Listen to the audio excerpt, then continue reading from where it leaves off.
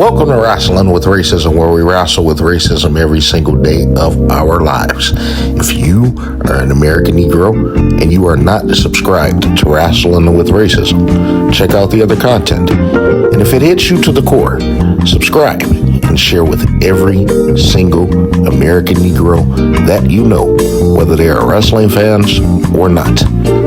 You may also find Rasslin With Racism on YouTube, TikTok, Facebook, Instagram, Fanbase, Spotify, and at Non-Crackers et al. On Twitter X, where you can find more white truths. Also, if you're an American Negro and an American Negro only, feel free to comment below, letting us know how you feel about this particular throwback and Rasslin With Racism overall. American Negroes and American Negroes only, please. This is the final edition of Rasslin With Racism throwback as we prepare to return with brand new content on May 17th, 2025. This isn't necessarily a throwback. This was recorded on Mother's Day afternoon. However, it does give you an overall view of the state of professional wrestling as we know it. I am having a conversation with white folk, possibly from the UK. A civil conversation. This is one to show that I am not a racist, but we are also going to exploit a much larger problem inadvertently that is going on in professional wrestling. And that is the fact that white supremacists such as Tony Khan and Triple H are willing to kill professional wrestling as we know it by not being fair and true to American Negro wrestlers. This isn't just the detriment of professional wrestling. This is the detriment to America. But we're not going to go there right now. I'm also going to insert a conversation between two other American Negroes at the end of this that is very important as it exploits racists such as The Undertaker and Kane, Vince McMahon, Triple H, and Cody Rhodes. It's very important as we get ready to return this Saturday. In the meantime, it is getting hot out here, and white folk already feel as if their backs are up against the wall. And when white folk feel like their backs are up against the wall, they get vicious, they get violent, and their violence turns to American Negroes. With that being said, protect yourself as an individual and protect one another as family, as our ancestor, Frankie Beverly, stated plainly. We are one, that's right from the very start.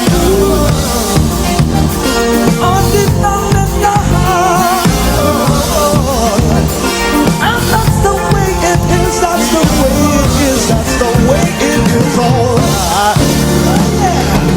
Brother Zig on the keyboards, y'all. Everybody come to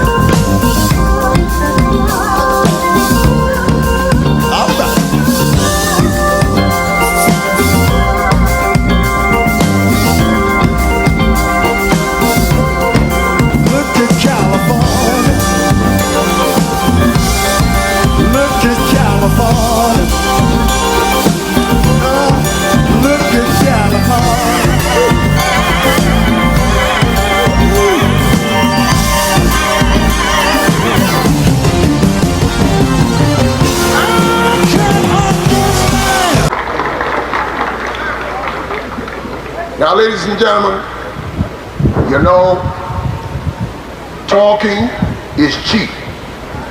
But we can't all condemn the white man. There's something we got to do. The white man is doomed, but we got to help him on his way.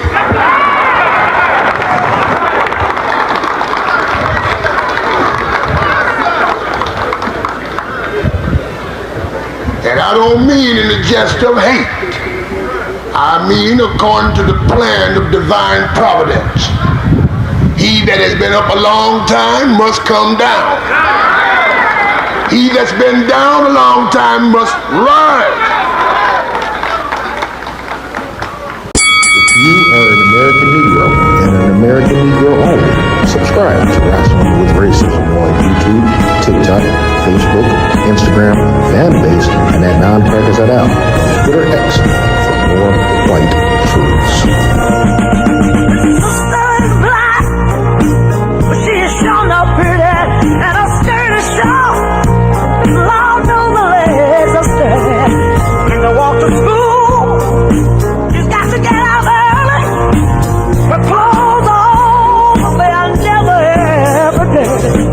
They're living just enough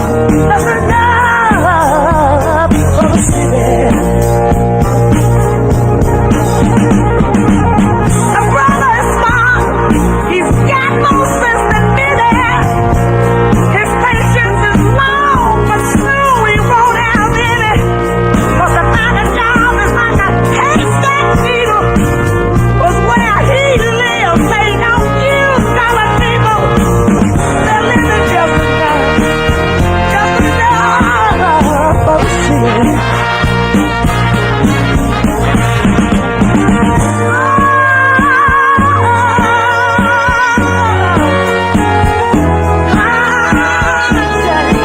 And now, our feature presentation. Come by anytime, you know that. All right, HBK. Sorry we kept you waiting, my brother. You are on the air. What's going on, man? No problem. To the co-host, I'm sorry, to the host and co-host, I appreciate your time. Appreciate yours. Appreciate it. It's a couple of things. I want to get on the current product, but first I got to say a couple of things about Sabu. I'm from Michigan. I'm in Detroit. I've been knowing Sabu personally for, I'd say, the last decade. Okay. I can't say that I'm heartbroken, despite my personal issues with them. I can't say that I'm heartbroken because at the end of the day, I'm a wrestling fan. And Sabu brought something special to this business. It's been watered down and it's been shitted on today. Sabu is an originator. And I hope that people can remember him for being, didn't mean to say originator, I meant to say innovator, for the style that he's done in America. So I have a grave appreciation for him, so I'm heartbroken by this. I can't, it's not my place to say a lot of things about Sabu, but I will say this. Sabu has been a broken man over the last few years, personally, inside. He lost a woman that was special to him. Yep. Before he lost her, there was a trial to her. It was a trying time before her death. So Sabu has been broken for a long time. At the end of the day, this is the only way that he knows how to make a living. And that's the unfortunate thing about old school wrestlers, because modern day wrestlers may not face this problem over the next 30 to 50 years. Like you said, it's more ways of them making money. It's more ways of them retaining money in this business to be able to save if they're smart. But Sabu, didn't come from that stage. And this was a way for him to make a living. I've witnessed Sabu drive or get driven, 2 or 3 hours just to make $200 and a few pills. You know what I'm saying? Because this was his living. You can't, it's a pride thing. You can't go and work at McDonald's when you don't have an education or anywhere else. Anything else, you can't go and, work at McDonald's after, being such a legend in a particular field. So I don't think that no one should condemn GCW for featuring Sabu. At the same time, I don't think that Sabu should be condemned for doing the only Oh, thing that trust me, he none knows of us how are to do. none of us are condemning Sabu like that much. I kind of came in at that, so if I Yeah, no, we misunderstood, were then condemning more so. We were condemning the promoters for kind of forcing the issue when clearly he was not in a state to perform. That was what we were. well, he a wrestler. Right. You know, at the end of the day, so he probably would have gave them more shit if they didn't. You know, and for this to be his last, I think he did pretty well. You know, he was probably gonna go anyway. So why not go this way? You know what No, I'm saying? you're right, and I mean the thing is, yeah, like none of us had an issue with Sabu. Look, we had issues with the people surrounding him, not him just like himself. Yeah. But you're absolutely right. Well, Sabu is an adult at the end of the day too. He's 60. He, You know what I'm saying? no, I know, of course, And and I mean to your point. I mean to your you point. know, You know, you're right in that he comes from a different time. He was obviously brought up with people from a different time. You learn right. from your peers, right? And you know what I said yesterday before, you know, the other more information on the surroundings of the match came out today. You know, I said yesterday he had that match the way he would have wanted to have that match. What I feel now, hearing the information today, is I feel that that match shouldn't have happened if he was in the condition he was in. However, if you're going to have a retirement match, you want to do your greatest hits. Sabu did the greatest hits. He, you know, in his opinion, he probably had the perfect final match that he could have done. I just wish, you know, if he was in the condition that he was in, it didn't happen like that. Well, some people, to be honest with you, some people can't let go at the end of the day too. And at the same time, and this was his only meaning of making income. He still got to eat. And if he hadn't have passed a couple of days ago, then more than likely within the year he probably would have found a match here and there. You know what I'm saying? That's the unfortunate situation of these guys.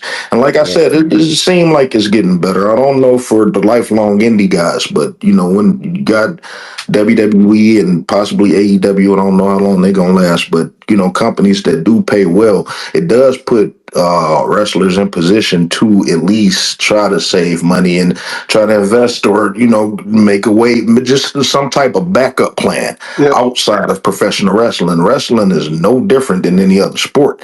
You know, these guys give their life and they give their time to a business. And unlike,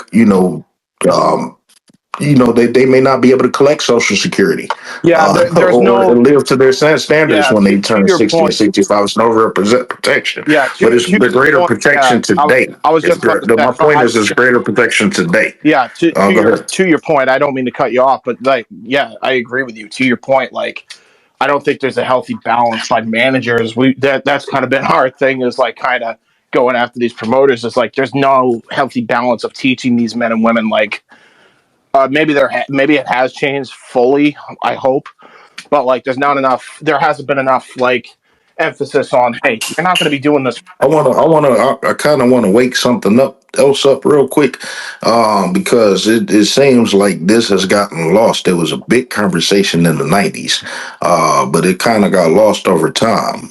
Professional wrestling, I still believe, need to be unionized. Yes. How do y'all feel about that?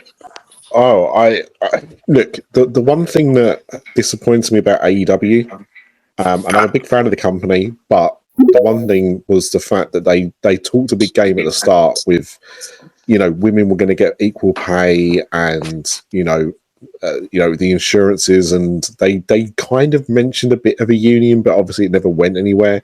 I mean, look, I'll give them props in that they pay for travel, they pay for hotels for their wrestlers, and they pay for. Do they pay it for everyone? Yeah. Yes. Yeah, They pay it for everyone. I do want to ask you about that. It's funny that you mentioned that because I was hearing rumblings about that. A lot of people don't mention that, so you kind of triggered me when you said that. They do they receive healthcare benefits? So they get my understanding of the situation with the healthcare is that they don't have like a health plan, but what they do is they reimburse any costs associated. So if they go and have an operation, They reimburse AEW it. picks up the they Well, pick up that's cost efficient. That's smart on Tony Khan end, so long as he honor it for everyone, because the WWE is very, believe it or not, WWE is very safe. And the reason why they wrestling may suck to a lot of people is because they had to be safe. I mean, a lot of people don't understand this. Vince McMahon and WWE. I'm sorry, it's a lot of noise in the background. That's all right. A lot of people don't understand this. Vince McMahon and the WWE was going through a tremendous amount of pressure, even from the senators. They were holding Senate. They were getting ready to hold Senate. They worked their way out of it, but senator hearings on Vince McMahon and the WWE. I'm sorry, it's something in the background that's distracting me. Yeah, I'm just trying to charge my phones. Go ahead. Sorry. I'm sorry, that's real. I'm sorry, it was just distracting me. Yeah, go for it. The Go ahead and mute yourself, James. Yeah, I it forgot. good I now. forgot. It's good now. Go ahead, HBK. Yeah, but they were going under tremendous pressure from the government, the U.S. government, about safety issues, drug issues in the WWE. One, I could say that wrestlers were having a lot more fun, it seems, and the product was a lot better when people were on drugs and steroids. So I'm not going to go there right now, but at the same time, these were the precautions as a multi-billion-dollar business that WWE had to take. Because people were dying, people were getting injured, So as a result, it does hurt the product because they can't go as hard as we would like them to go on a consistent basis. Y'all got to know that the WWE used to be on the road at least 300 days a year. You know what I'm saying? On top of the physicality, they had to dumb that down tremendously, and it hurts the product overall and viewership. But they don't want to risk people coming back suing them 10, 20 years from now because of their lifelong injuries and possibly CTE. That stuff transferred over to death. Yeah. It was a big class action lawsuit against the WWE as to where the wrestlers lost. But who's to say that they won't lose in the future? And this is what the WWE is trying to avoid, at the expense of the product being trash. Yeah, you're right. There's been multiple class action lawsuits, and not any of them have been successful so far, and maybe they never will. But you're absolutely right. The thing is, the industry has changed, I would say, for the better. I mean, I don't know how old you are, and I'm not going to ask how old you are. But I grew up watching WWE since the early 90s, and I was watching all my childhood heroes die in their 40s, their early 40s. Yep. Do you know what I mean? Like Bulldog, Bossman, Perfect. To be honest with you, we bitching about a lot of these current people getting opportunities in their late 30s, early 40s, mid 40s, late 40s. At the same time, in our generation, because I come from the same generation, our guys was dying at that time. So I feel that. Well, yeah, and also, I mean, if you look obviously a lot of people are talking about AJ Styles at the moment. People have been talking about Randy Orton. Cena obviously is still there, although he's on his retirement tour. But the simple fact is that wrestlers, when they got to that age when we were growing up, they weren't wrestling at a high standard at those ages. If they made it to those ages, they were the ones wrestling for the small promotions. They were the ones wrestling in car lots, in high school gyms for little, pop-up promotions, because that's all they could get work for, because they couldn't work to the same standard. The changes in, how wrestlers look after themselves and how they understand their bodies, and possibly the reduction of drugs, or the change of drugs that they take, has changed what has happened with those guys. Pillman, Bobby Roode, not Bobby Roode, Rick Rude. Rick Rude. These are people that have problems with their hearts and died early. Eddie Guerrero, same fucking thing. Yeah. Like, But they was all on because steroid. They was, on top of the yeah, energy. I was talking to my brother about this the other day. My brother don't watch wrestling, but he did watch it when we first started. And I was talking about the Austin documentary. We was talking about Stone Cold Steve Austin. Stone Cold had a whole heart attack the night before WrestleMania 19, his very last match. I mean, he literally haven't had a match in 2 decades since. He literally had a heart attack, and I remember watching the documentary that he was talking about. He was, he had a lot of stress on him in his personal life, in his professional life, and he was constantly drinking energy drinks and coffee and alcohol, and he didn't mention it, but he was probably on some of the type of drugs and shit too. You know what I'm saying? His body was broken, most of his career, especially on top He's. when they was running him I ragged. don't know. I don't know Um, how much you kept up with the product, but did you see he had his final match in Austin, Texas, at 32 with Kevin Owens? well, that's what I was talking about. I said he haven't had a match in 2 decades. That's very. You know what I'm saying? Since then. Yeah, it's And that was only one. He hasn't came back since. He hasn't tried nothing since. Stone Cold is pretty good where he's at. He's one of the top earners in the WWE today. So I think he won regardless. At the end of the day, these guys do get broken down to the point to, it's not of, oh, I want to do the right thing. You in pain. And if you find something that make you feel better, that's what they gonna do. Yeah. You know what I'm saying? At the same time, it's a passion thing. And like I said, I did want to talk about the business today. Passion is a big thing. One of the WWE mottos before, Vince McMahon came out of power was we're going to stop. They trying to, the WWE has always been the WWE brand. It's never been professional wrestling. It's always been the WWE brand. They figure they could turn anybody into whatever they want to, and they can. They have. They've shown it. You know what I'm saying? Yeah. Kurt Angle was one of the very few people that didn't come from a wrestling background. Brock Lesnar, another one, that didn't come from even watching or caring about wrestling background. Logan Paul, possibly, Yep. to do what they do and excel at what they do. So the Because WWE already know Hold that on. they can turn people into whatever they want. So now they're not going for these indie wrestlers. They're taking athletes. As long as you got athletic ability and you could breathe, we could do whatever we want with you. And that's what they're focusing on now instead of these people. It's going to hurt the business because I think it takes the passion out of the business. We're not going to get people with these 20, 30-year careers. But at the end of the day, how do y'all feel about that motto? I mean, if we're being, some of our favorite wrestlers started out as athletes. Like we had guys who played basketball, football. Where do you think Where do you think New Japan gets these young lions Yep. from? These young lions that we've seen in New Japan, they have athletic backgrounds. Some of these guys played basketball. Hell, Russell. the current global champion Yu Suji is a former football player. Yep. So this whole thing about like again, and I hate to say this, athletes can do things that most of these wrestlers can't do, unfortunately. It's not a fat man's business no more. No more Dick Yeah. Murdochs and Dusty Rhodes. Well, there are some exceptions, Hey, listen. like I was Eddie about to say Kingston. Like Kevin Eddie. But Owens. we look down upon them, don't we? I do. Well, Nah, sometimes not for me. I hey, like me a Kevin Owens.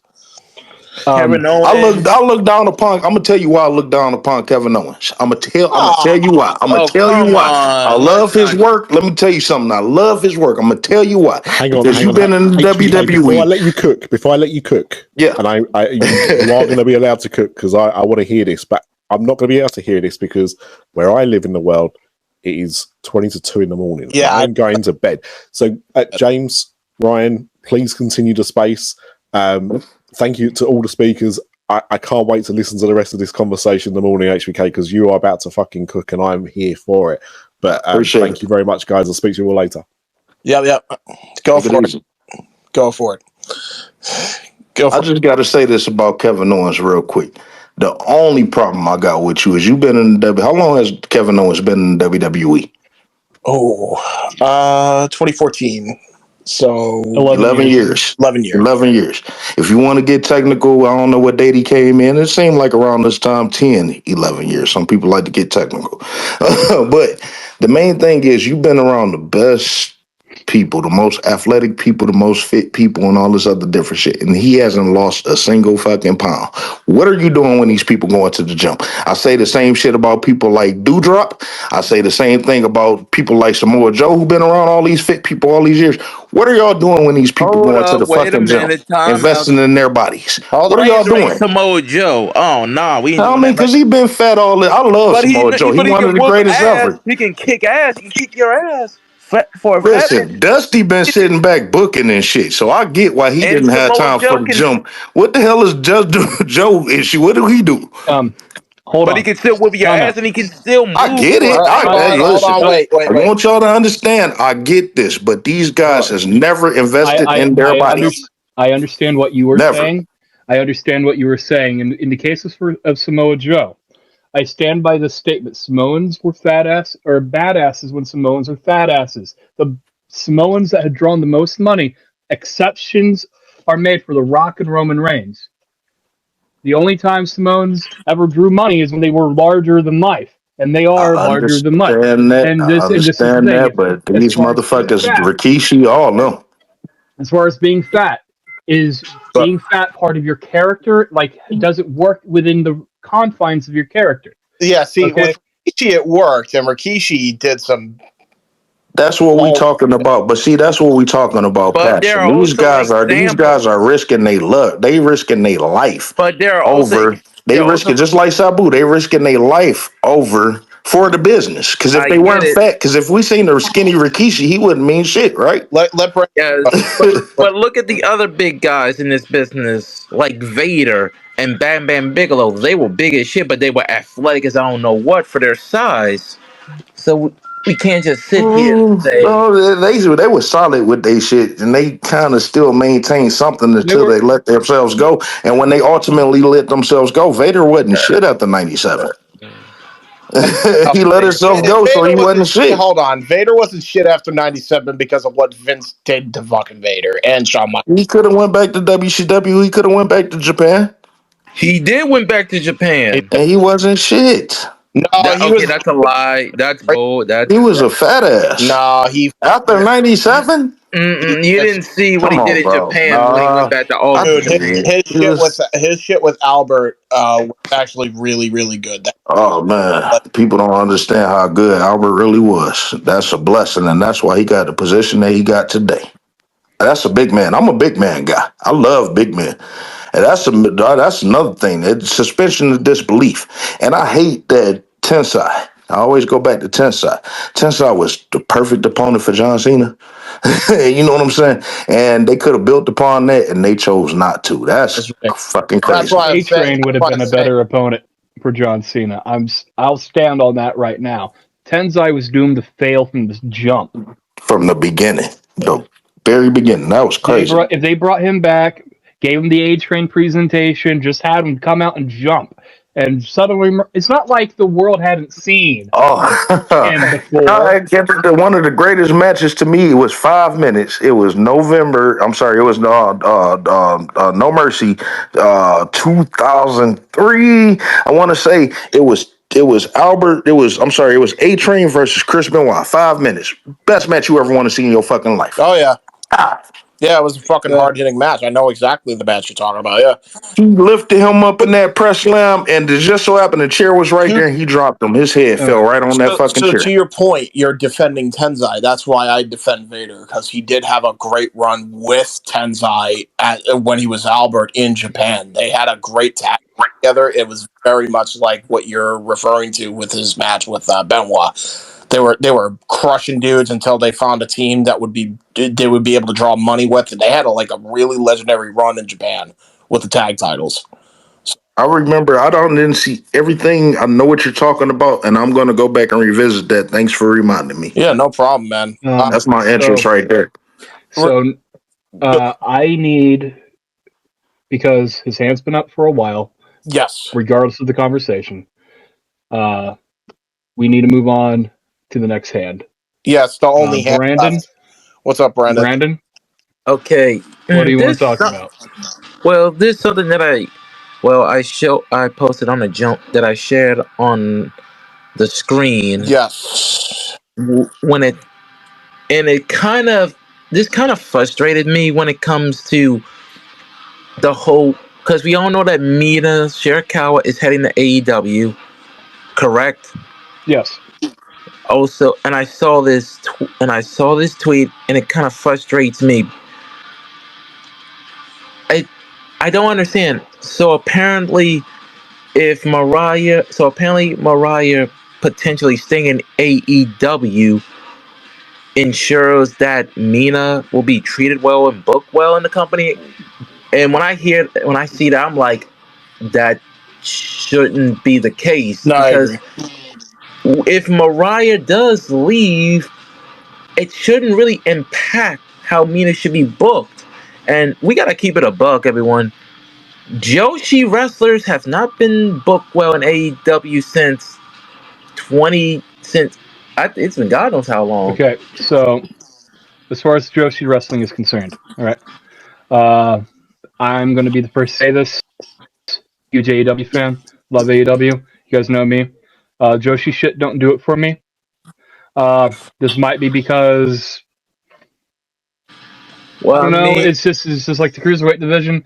Like you see one moonsault, you see 1,000 moonsaults. Some of them go hard. I love Asuka.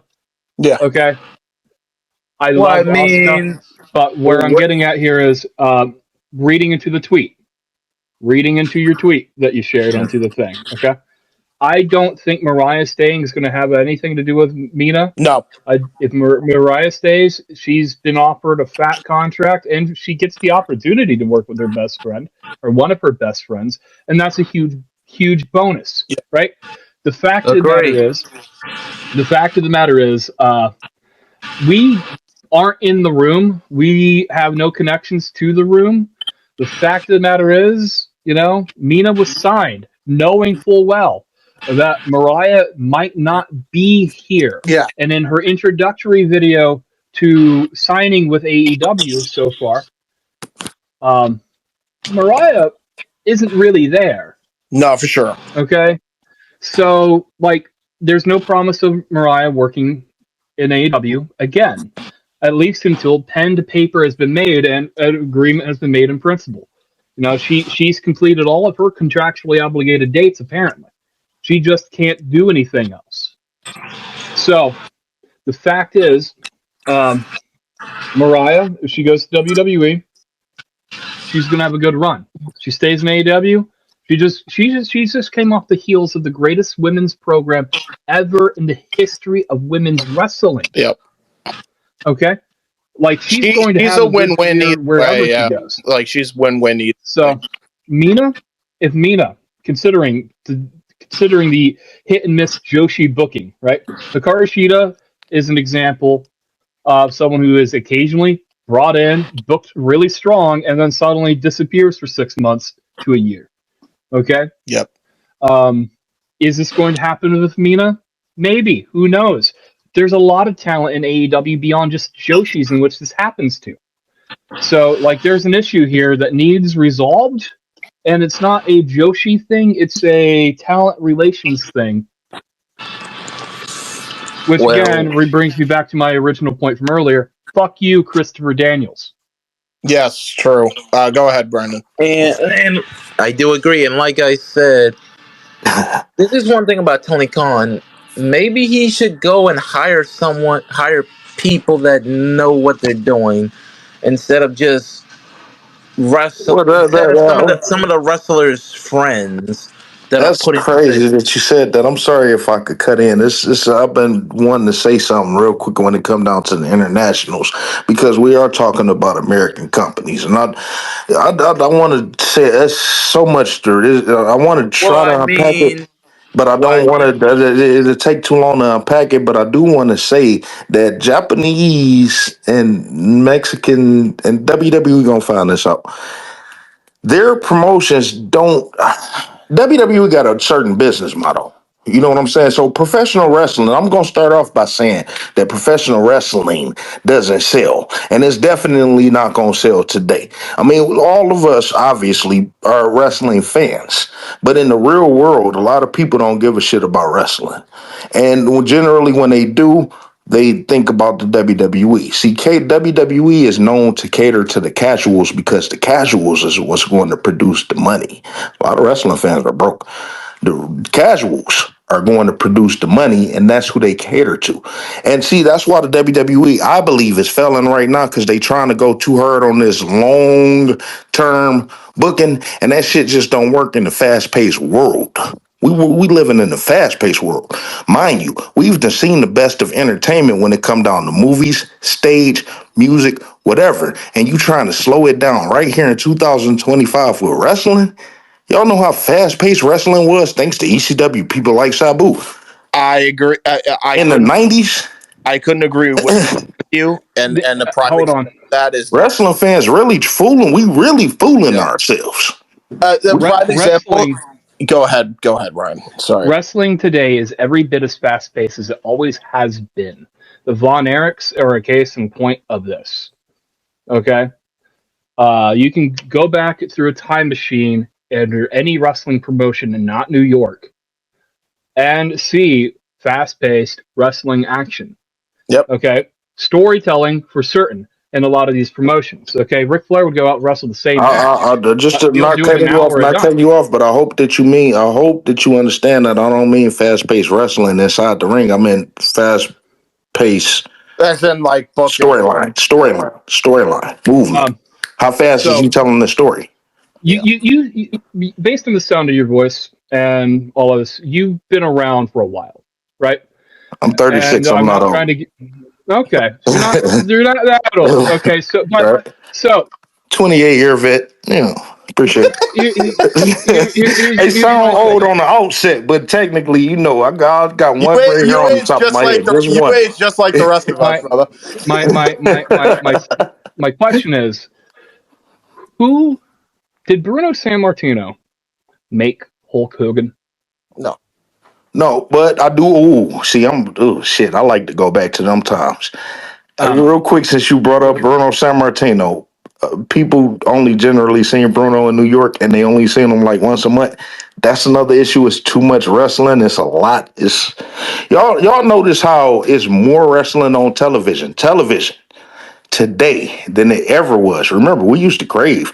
If you didn't watch a pay per view on TV, you didn't know what happened until Monday, or if you didn't have cable, you didn't find out. If nobody ordered it at school, you didn't find out what happened to the Thursday or Friday. Yeah. You know what I'm saying? Yeah. So they didn't see Bruno. They didn't have the luxury of seeing Bruno Sammartino, and I'll take you even a step further. They didn't have the luxury of seeing Hulk Hogan every single week. the We're fans of tired of today, Cody Rhodes after a month. Yeah. True. That's what that is. partly due to that is the once a month schedule for matches back in the days that Bruno wrestled. My point in saying this, Bruno had this legendary title run, right? He didn't make the next guy. He dropped the belt to someone who then made the next guy, right? Yeah. Long-term storytelling does work. The problem is we are constantly in that process now, and now we're in a vicious cycle of WrestleMania used to be where things ended. Now WrestleMania seems to be where things begin. Now SummerSlam's 2 fucking nights, and This now we are in a WrestleMania didn't begin or end nothing for me. Nothing is working at the Fed right now. Is where I'm So getting you at do right now. understand where I'm getting at is that it's too fast paced for it to be enjoyable. That's my ultimate point. Well, By nature, it's too fast point. They got to have these hours of content. That's how they get the money. It's money versus value. Yep. the thing I want to say is the action's not fast paced. It's slow as shit. The storylines is slow as shit because we live in WWE where it's the land of forever rematches, and you're Yep. sometimes paying for the same match every week, if not And it's every funny night. because Where these wrestling fans programs want to today in make. 2025 is looking toward two matches: The Rock versus Roman Reigns or The Rock versus Cody Rhodes, and that is fucking sad. Yep. That's And sad. Well, that's an indictment of WWE, who stopped making stars after They Stone stopped Cold making Steve Austin stars, but said they making money. Stone Cold Steve Austin said Stone Cold Steve Austin said, "Fuck you, I'm taking my ball and I'm leaving." The Rock said, "Fuck you, I'm taking my ball and leaving." Brock Lesnar, the only star that they did make in a period of time, said, "Fuck you, I'm leaving." They made John John Cena. Cena, John Cena, by hook or by crook, somehow got over on his own without being properly put He over didn't by have The no Rock. outside talents. That's how he made it He, on his own. Brock he, Lesnar had an outside talent, no, True. no. and he What I'm still had to saying come back is, home. what I'm saying is, every top guy is made by the last top guy at some point. Sure. Okay, John Cena was not made by Steve Austin. John Cena was not made by Dwayne. John Cena was not made by Brock, though they did have a brief, little John match. But Cena was he was not forced. John made. Cena was forced on us. I didn't start loving John Cena. I used to be a hater for John Cena a long time. I used to be a hater of Yeah. Kobe Bryant for a long time. John Cena was forced on us, and we was forced to love John Cena. I didn't see John Cena value until 2015.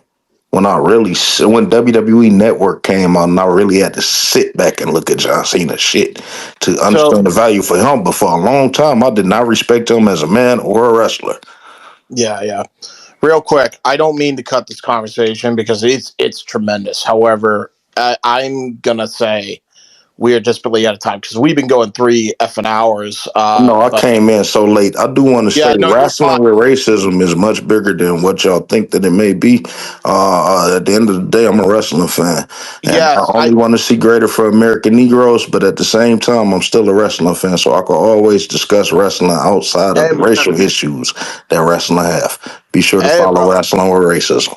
I was about to say, and by the way, to Big Nerd Nitro, we will let you in on the next space. Absolutely, come in anytime. Follow me. We'll let you speak on the next space. Sorry, we're going late and long here. But I did notice your banner, the Martin Luther King and Malcolm X graphic. Two of my fucking heroes, dude. That's fucking Can I awesome. ask you why they your heroes, though, specifically? Oh no, for real. Like I love MLK for real. Like Why? MLK, Malcolm X. Those are my heroes for real. Why? I've never I never liked the whole racism for people. I always treat everybody with love and respect, and that's what Martin Luther King always brought for me. And Malcolm X fought for that in a different way and in a brutal way. But I fucking love those guys. Those guys did I'm sorry, Mel. Merton brought it in the brutal way too. He was stabbed, spit on, and brutalized throughout his entire time with Merchant. 100%, 100%. Yeah. Yeah, man. So that's why I was like, yeah, like seeing that was really fucking cool. That's one of the reasons I saw that banner. I'm like, yeah, I got to bring this guy in. He's this. But I don't. The main thing is because, like I said, I don't usually bring my stuff on other people's platform because at the end of the day, like I said, I am a wrestling fan. It is wrestling with racism, and wrestling with racism is much bigger than wrestling. At the end of the day, wrestling do have a problem. Wrestling has a major problem. We all can agree that wrestling sucks, and I'm not just talking about WWE. Let's get real. I'm gonna get real with y'all right quick. Yep. Wrestling sucks overall today, doesn't it? For management, and I blame a lot of that on the management for sure. Yeah. Oh, it is because they do have some talented people. Yep. I can't say that. Like I said, these long time storylines have a lot to do with it. I think that the tag team. I don't. I know you may not have a lot of time, but the way Oh, the trust me. way that the bloodline did This is more where harm. we're going in circles. This is why I'm saying we're running The short on. bloodline did more. Yeah. I'm kind of new. The Yeah. bloodline Yeah. did more harm to wrestling than it did great because the tag team division is not shit as a result of the Usos holding the title. That's also fair. I will say we had talked about that like right in the beginning, like of management kind of just pushing narratives like and shit. So I do want to ask y'all. I I do agree. want to ask y'all. Can y'all agree? Because wrestling is fake and it's a scripted sport. Yes. On top of that, can y'all agree that American Negroes are the most athletic, entertaining, Oh fuck. and intriguing group of people in the world? Oh, of course. So that's what wrestling with racism is about. We should be presented as such in a fake scripted sport. And that's why wrestling sucked today, because we've been seeing so much white supremacy dominated throughout this entire industry. Oh And the yeah, thing that's missing is American Negro touch. yeah, man. I'll land on that one. I agree with that, man. I agree We with heard Land that. on that one.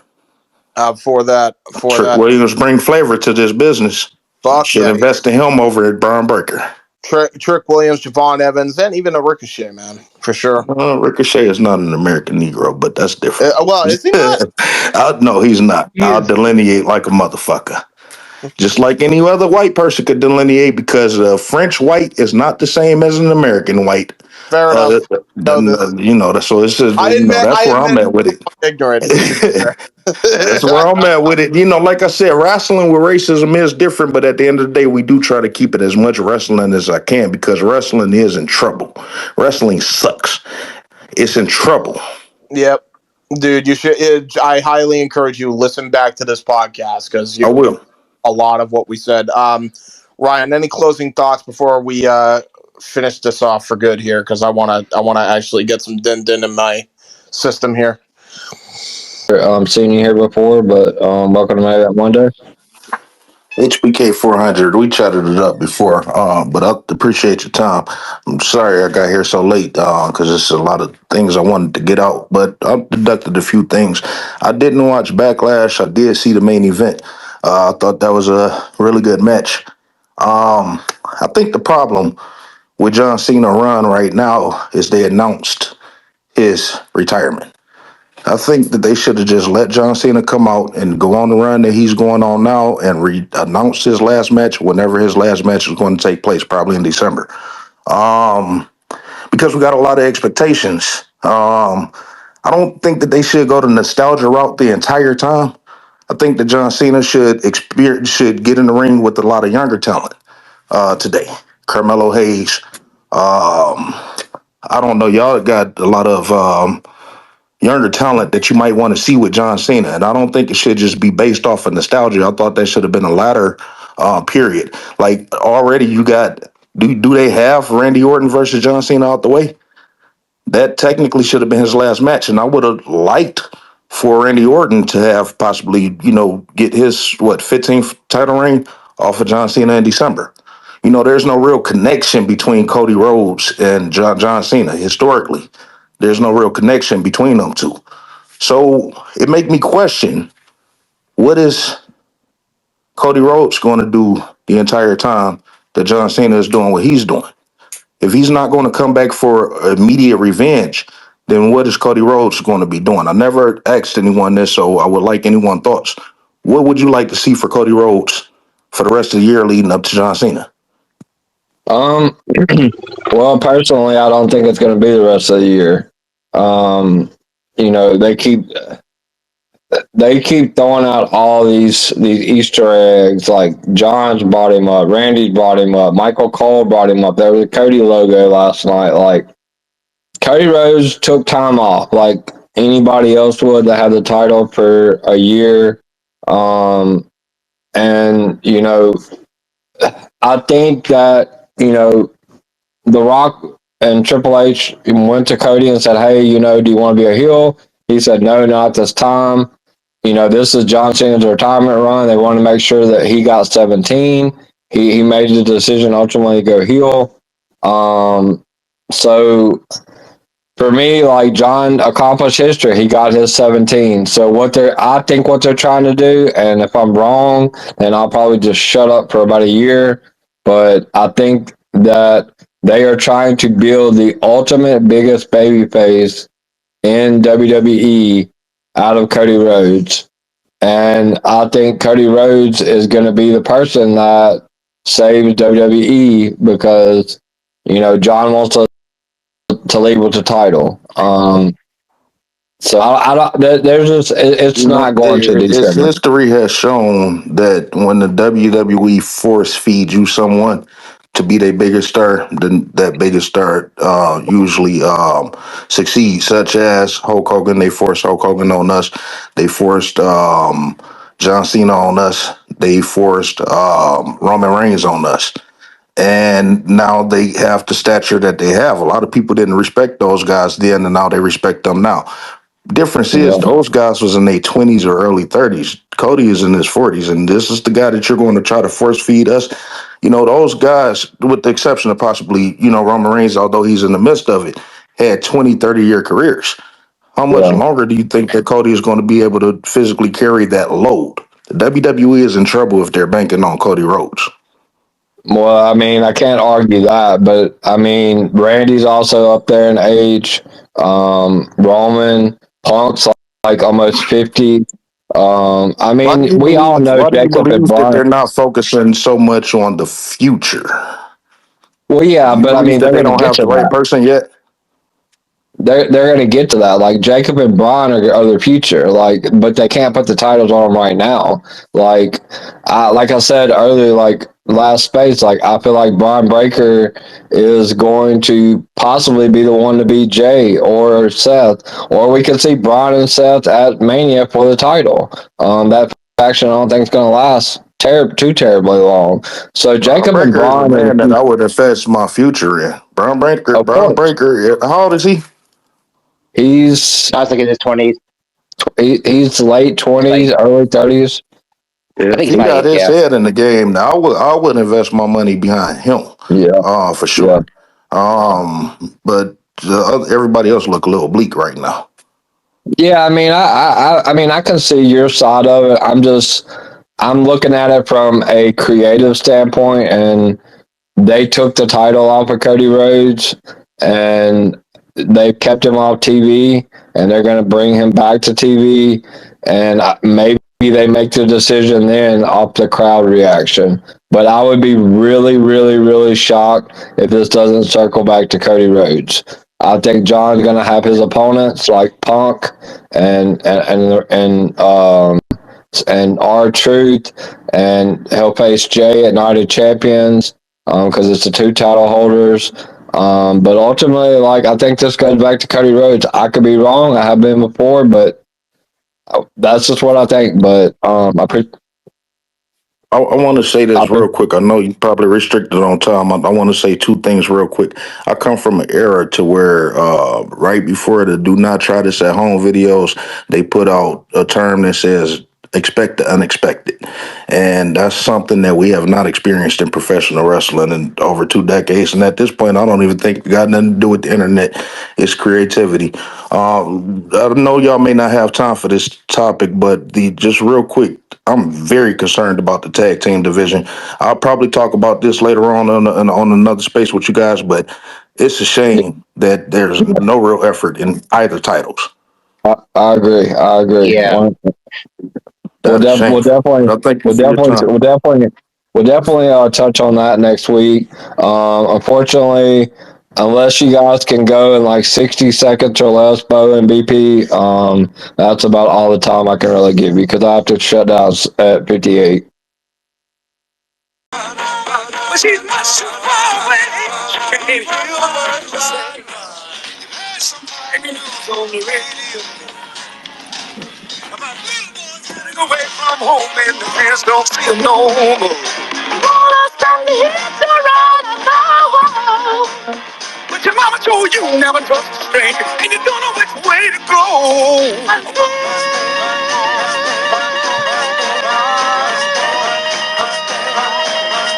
Streets are dark and deserted, not a sound, not sign of life. Oh, how you long to hear your mother's voice, cause you're lost and alone. But remember, you made the choice. Oh, run away, child, running wild. You better go back home, where you belong. Yeah, run away, child, running wild. You better go back home, where you belong. You're lost in this great big city.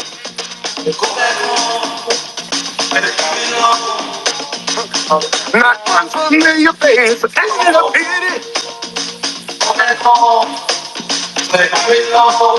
Oh, run away, child, run away. You better go back home where you belong. Oh, yeah.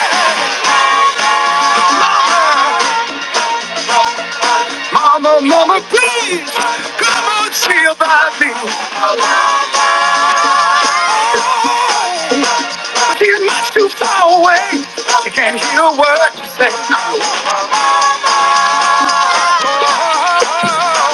You're frightened and confused. Which way will you choose?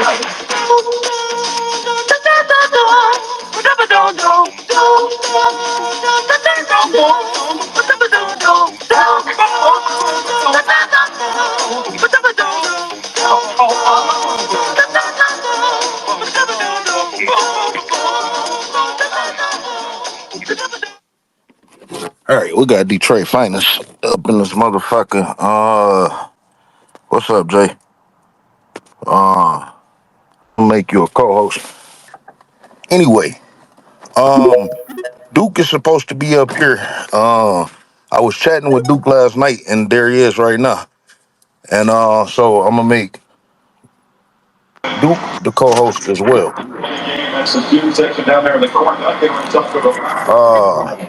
I wanted to talk to Duke about what's up, Duke. I wanted to talk to Duke about AEW. So I was gonna talk to him last night, but some people came through and it went down. So, Oh, what's up, everyone? How you doing? What's up? great. What's How are you? up? I'm doing fine, man. Doing fine. Just had to do a little bit of cleaning and all that stuff. A little spring cleaning and such. I mean, it's fall now, but still. But yeah, Man, I am doing good, man. How are y'all doing? I'm doing good. I'm watching this bullshit ass football game. They throwing shit on the fucking field and shit. who you watching? Texas against Georgia right now. Who Mm, winning? Georgia up 23-8 right now. well, Oh, what quarter is it? It's oh dear. almost into the third quarter. Well, I'm in college football for the Terp. Uh, Yeah. Well, the Terrapins actually did the you most wake up. impossible thing, and they beat the Trojans, which is amazing. But I don't know if you've been watching, but like this season, it's been a lot of upsets. But right now, the Texas got a bad call that went against them, and the fans throwing shit on the field now. Y'all keep this up right quick. I'm just about to be like fucking 3 minutes. Y'all keep this up right quick. Oh, okay, it's all good. Hey, but you good today, dude?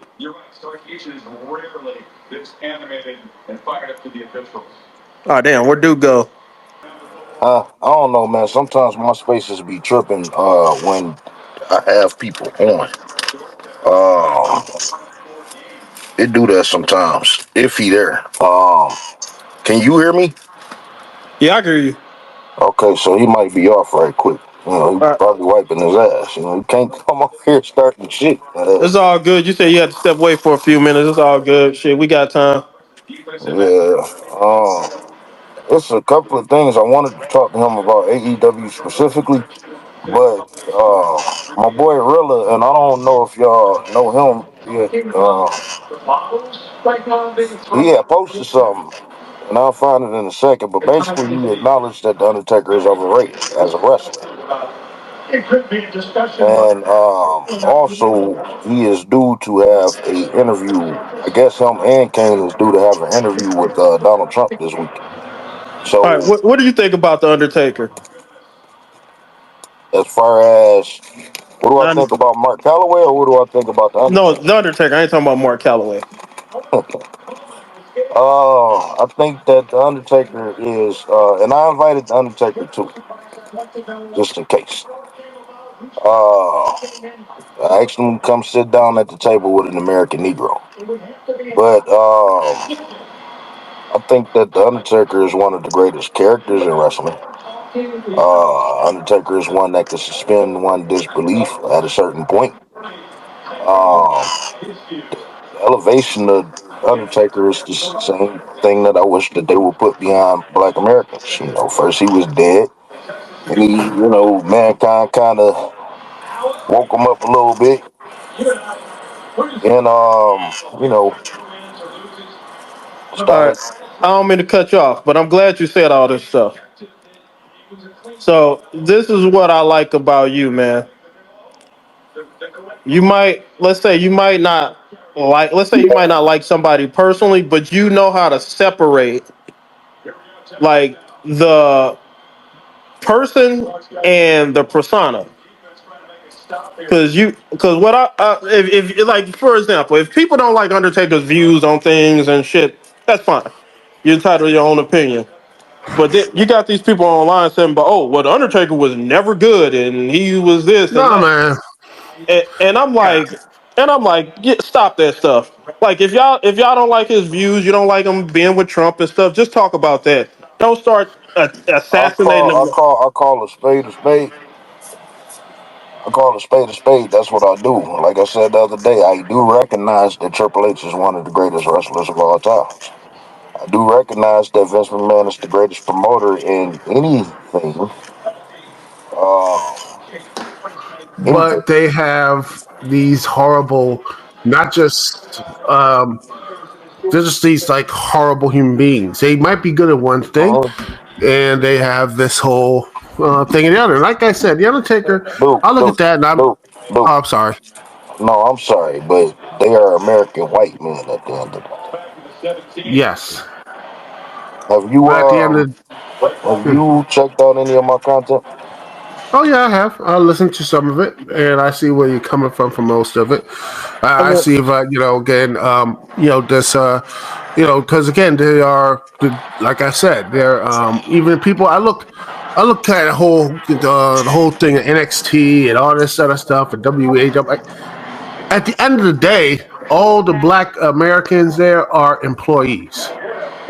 They are not actually managers, bosses, or anything else. They do not control anything. It is on the whims of the people in power. Because it doesn't matter how big they get, how many championships they have, they can be instantly taken away and forgotten about. They are not. They are no one's in control. It's a illusion of control. I mean, like you talk about, like Diddy and such. I mean, Diddy thought he had all this power, but now it's like he's already locked up. Meanwhile, Vince, who has like all this other sex trafficking and everything else, he's still a free man. Hell, Les Moonves. I mean, he had a police officer. Let me just see if I can find the stuff here about Les Moonves. His a cop basically called him up and just said he's like, oh, for he was influencing an LAPD cop to silence sexual assault accusations, and all he was fined for was $11,000. was his pocket change? Exactly. I'm not even. He's a multi. That's like a penny change. Literally just like throw a penny at it. He's done. There is nothing. At the end of the Vince day, McMahon they can are afford to employees. give up $1 billion to avoid jail, to avoid prison. Yeah, and he has the people. And by the way, something if you ever watch at the Professor Black Truth, he says this as well. I think something that these black celebrities keep forgetting about is that look at these white people and such here is that they have, they go talk to lawmakers, they talk to local senators, local representatives. They get connected to them, to local, national, and state. They don't waste their time on Jay, these other not to stuff. cut you off, Jay, can you invite Jamal? I'm expecting a couple of people up here too. They just getting situated. Um, Jamal, he ain't gonna be able to make because he worked around this time. okay, Yeah. Duke, I gotta let you know something. I appreciate you. I can distinguish the real from the phony, and you came up real the other day. Um, you are a wrestling fan, but Yes, you I've been got there. common sense to know what's what at the end of the day, and I appreciate that. I can separate the real, I can separate the fake from the phony. And Jay, you already know what time it is with you. Uh, it's rare in the black IWC, and that is the point of wrestling with racism, because wrestling is something that we have a passion for as fans, and leading into 2025, it should be properly represented. Black Americans, Negroes, should be able to represent America the same way that the whites are, equally. And it's not equal. You recognize that. Uh, And I don't mean to cut you off, but I think a lot of problem with a lot of people, they think that you just want blacks and just blacks. No, it's about blacks having the same opportunity. Now, that's it. if you got a white wrestler and a black wrestler, and that white wrestler happen to be better than that black wrestler, push that white wrestler. But if that black wrestler got just as much talent, they should have just as much opportunity. You would And think it would be that simple. yeah, And the problem that I'm looking at is it's a scouting problem. It appears that they won't let them come through the door. When you look at the fact that we got a list of 500 black wrestlers of different ethnicities, but melanated, 500. You can't say that they are not out here. Oh, they're out there. Honestly, I can't wait to watch. I'm gonna go to Fight Pro, next month, and I'm gonna see some of them. And I think they should be. There's a lot of people who should get the opportunity not only to get the job, but also to not only survive but to also thrive. Trisha Dora was from that Fight Pro, and also some DC and African and such. But now she's in a the mostly prominent role in Ring of Honor and AEW as well. I truly think she should be the one to defeat Athena, but that's my fandom, going out there. But I think what they're doing with the infantry is really good, and I really hope that they do something with her. But yeah, I mean, their talent out there.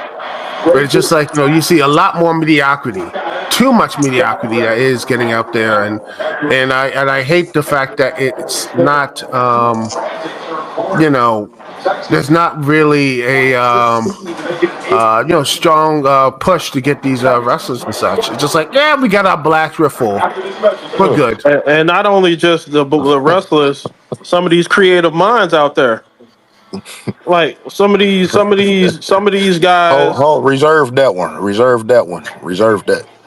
I know where you're going. Reserve that. Oh, All right, Not too but far though. all right, Duke, because Duke.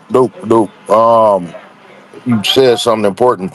So eventually, maybe tomorrow, I'm gonna call you on privately on the messenger. Um, since you're going to fight pro. Um, maybe after this, because it's only 2 seconds for me to tell you what I got to tell you, but I don't want to tell you on a public platform. All right, it's nothing revolutionary. Don't get your mind up. Also, another thing too, I noticed you kind of restricted yourself almost. You don't have to restrict yourself talking to me. So even if you want to give the whitest white man praise, do it. no, I would just watched Kyle O'Reilly and kind of great stuff, and I'm like, in fact, like I said, Kyle O'Reilly has actually been one of my surprised. Um, you know, I think he's done a really good job in stepping up with the collaboration. I think he's done a really good job. Him, Orange Cassidy, I think Daniel Garcia, other races. Ugh, Like I said, ugh, there's ugh, some other people there, ugh, and I think they are. ugh. Maybe I'm wrong. See, like I say, No, I no, got no, no. We're gonna discuss this. That's the point that's the point that of me wanting to do this with you anyway. I just want to get a couple of technicalities out the way. Fuck. Oh man, you threw me off when you said Orange Cassidy. yeah, I Uh, do. I like Orange Cassidy. Orange Cassidy, they have me. Like I'm gonna tell you something like what I don't like about AEW. hold on, real quick. That's why I said I wanted to get the technicalities out the way right quick. Because you did bring up Trisha Dora and you noted DC. Um, you are in DC, right? Yeah, a couple of minutes away. But yeah, So I you in am in Africa. there. There's a lot of Africans out there, ain't it? In Oh Maryland, yeah, there's I a say. lot of Africans, there are Africans, Dominicans. It's a transient city. It's a transplant city because all the political stuff there, and Hmm. Things are not there. I mean, originally, if you look at the history, there was supposed to be no suburbs or anything, so it was supposed to be a federal city, that sort of thing. Yeah. But it grew, and there are people who have roots here. There's people who are black people who have definitely got roots here. Like I said, Dominicans. You got Africans. You have all these other people there who But are you do have a good. good portion of, obviously, you do got a good portion of black Americans there, right? Oh yeah, good black Americans there, especially in Baltimore, which is a very it's like a different culture there. I You mean, don't know what they Baltimore. call you don't know what they call that area. They call that area Chocolate City, man. Plenty of Yeah, exactly. I'm It's like, familiar, but I want to talk from your experience right quick because okay, so that's diverse. That's probably the most diverse city between Africans, whatever country they come from, and Black Americans.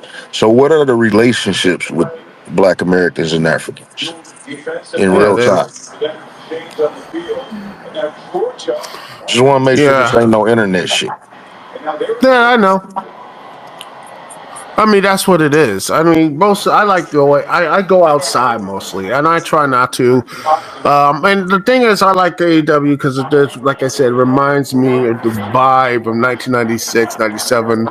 Not production wise, because they still have a lot of flops or whatever. And You missed the I question. mean, look at this stuff. Because I mean, I don't know That what it question is, go but over your yeah, head. yeah. Hold But on, I wait a think, minute. Whoa, whoa, I think you missed the question. oh, what's up? The what are the relationships in real time between Ooh. Africans and American Negroes in Oh, in DC, DC, in I don't Maryland? go. It's it's all right. What I see is okay. They don't like it. It's not like, oh, we're about fighting or whatever.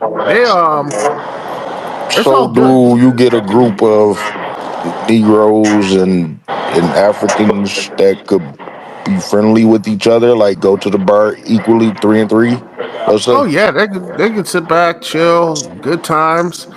I've seen people like Latinos that they even though they mostly own all the shops or whatever.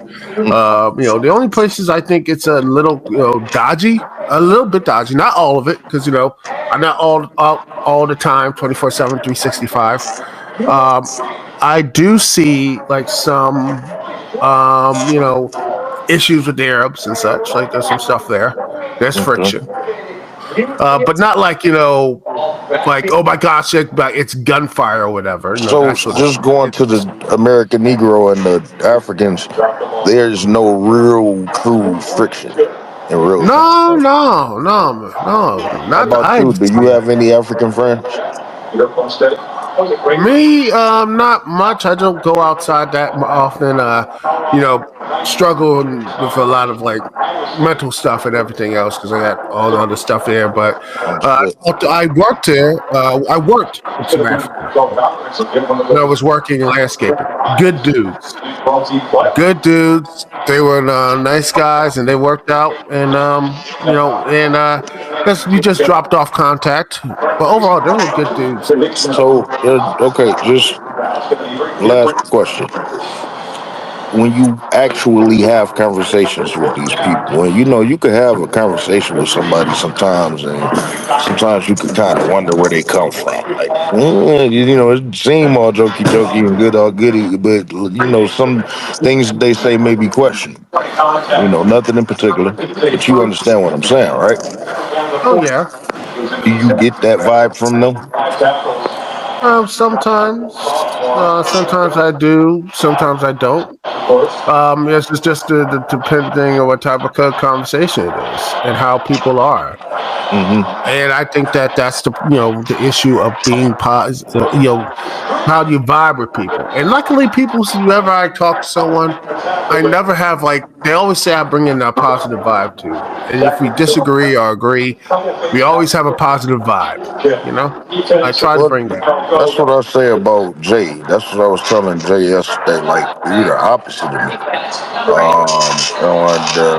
And aspect of I'm gonna directly get to it and keep it with it, and you got the patience to roll with the conversation, and maybe even take some people bullshit for a second before you correct them. You know what I'm saying? Which is a great thing to have. It's a balance. Good cop, bad cop. Hmm. So there's nothing wrong with that, and you're an amazing person for that. So I got that out the way right quick. I just wanted to do that so we wouldn't have to keep breaking out of wrestling. Before we do get to the wrestling aspect, is there anything else anybody want to bring up? All right. So I wanted to talk about it's a little bit off topic, but you know, Everything is on topic. but it has to do with black because like I'm a big sports fan too. Okay. All right. So a lot of the stuff that you talk about it reaches me when I look at sports because one of the biggest issues in sports is black ownership. Blacks being in positions of power like general managers, getting chances to have ownership of teams, things like that. It's like you had like about Ice Cube's league, the Big Three, the Of three on course. three. Yeah. So you had like the NBA trying to like ban him from certain stuff and things like that. And so when you talk about the wrestling and racism, it kind of reaches You got me. the NBA on his ass. You got the FIBA rejecting him left and right. Yeah. Mm-hmm. And when you put that into perspective, then realize that Ice Cube is the first and probably only American Negro to have a professional league in America. Yeah. You know, Yeah. he can't even And get out the door. can't even get out the door, and it's just so crazy because it's like they tell you you're good enough to entertain us, but you're not good enough to like make decisions, like real decisions. Like I said, you look at the fact that Diddy wanted to completely separate himself from making money for white folk. And then you look what he's facing right now. Oh yeah, And the That's worst the thing about prevents. all that is, I think the issue, like I said, about all that and everything else is, um, again, I keep aside, is that we look at what Diddy did. I think the same problem with most black celebrities. They think that, oh, I got this money, I got all this stuff, I've made it. They don't have any connections to like any lawmakers or any type of things that would help them in that situation. Mm-hmm. And I don't say that it's like, well, 100% of their fault. But I mean, if he guilty, guilty. He should, do all this up. But you notice, like I said, you notice all the people who are doing all that dirt have like connections with, the higher ups and everything. It's the reason why it took over, like a long time to get Harvey Weinstein and put in jail because he was connected with, Obama's and, he was connected to like the Democrat Party, all that stuff. And heck, he's still, I mean, last I checked, he's still, one of his charges got dropped, and he still got 20 mil in the bank.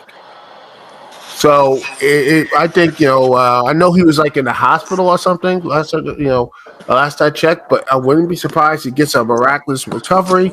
oh, hey, I'm glad. Hey Duke, I'm glad you mentioned that $20 million in the bank. That's what a lot of them do too.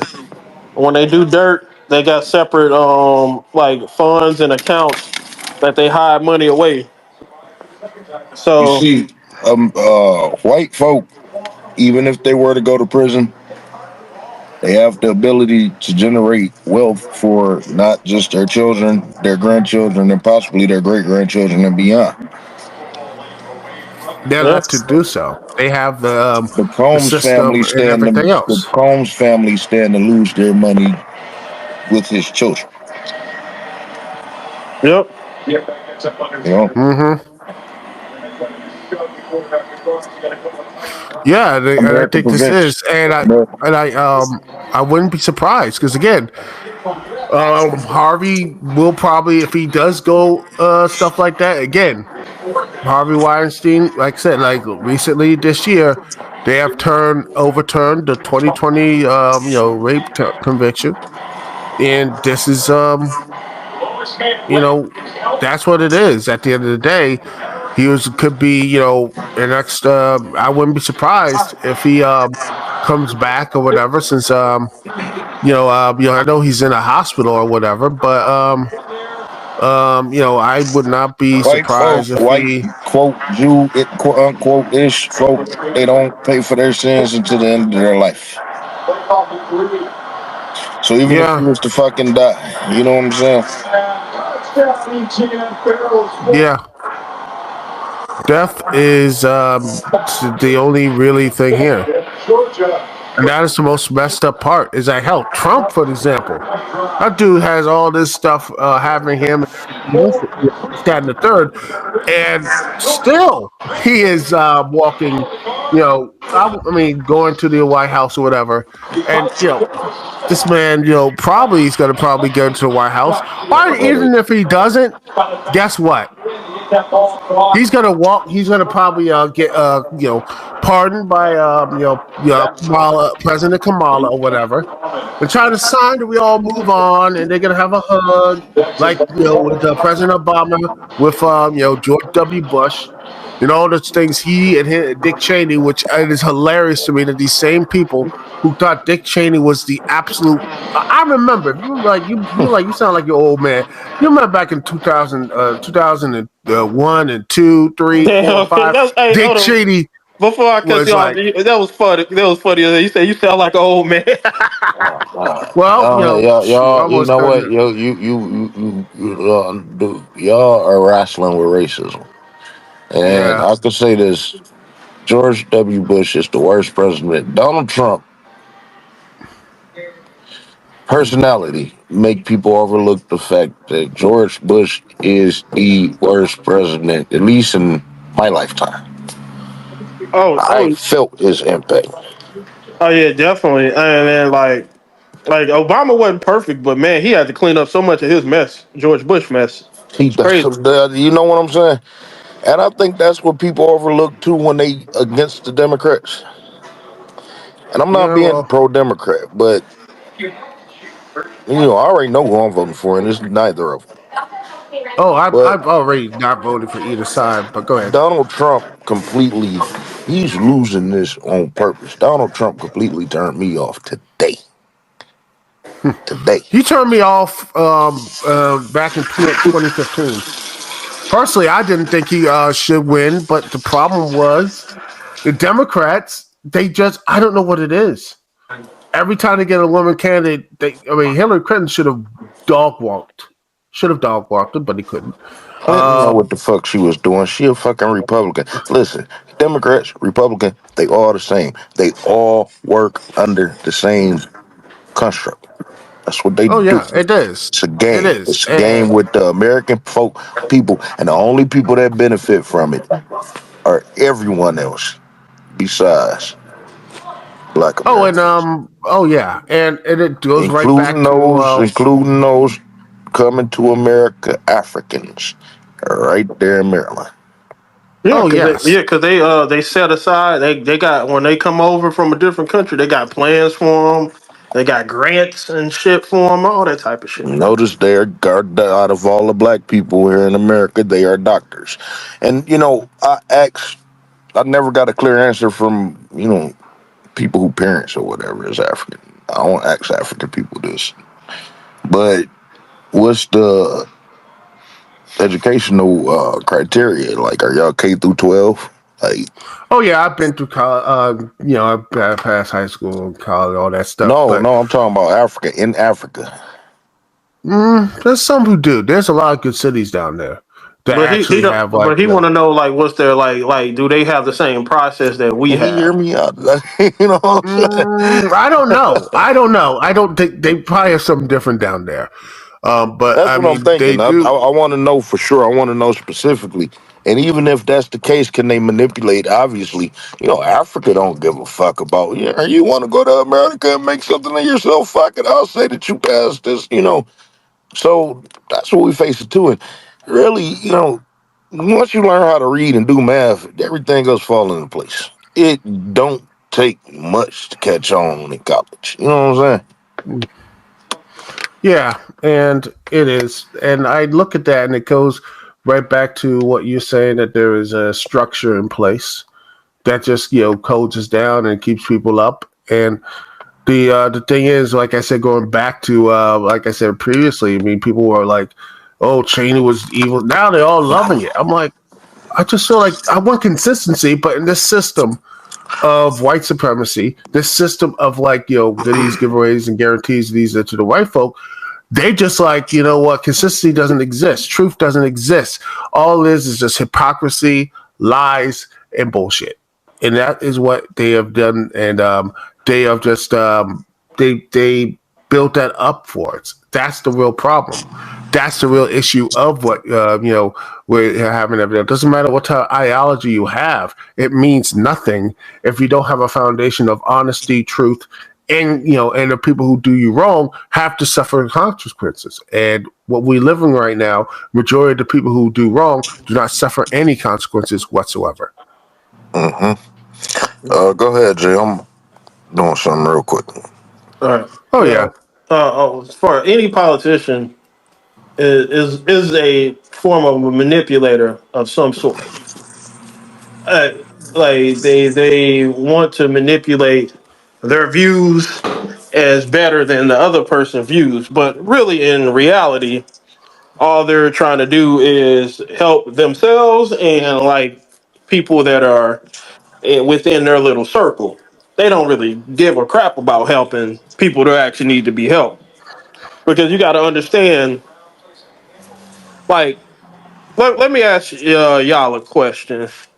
Like, like all these diseases and stuff out there, do you think it's a cure to all this shit? Possibly, yes. Now, let me ask you this. If they came out with the cure to all this shit, how much money would they lose? Uh, all of them, all of the money. I'm Because going to say none. no, because they will lose. I'll tell you why they will lose money. Because hospital makes money with people being sick than people being healthy. If everybody start being healthy, hospitals will make less money.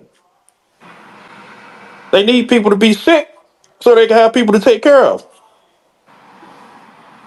So, So you know, um, you know, before we integrated, I put one in the jumbotron, didn't I? Yeah. Duke, it's two important episodes that I did, and this is new direction I'm going with wrestling with racism.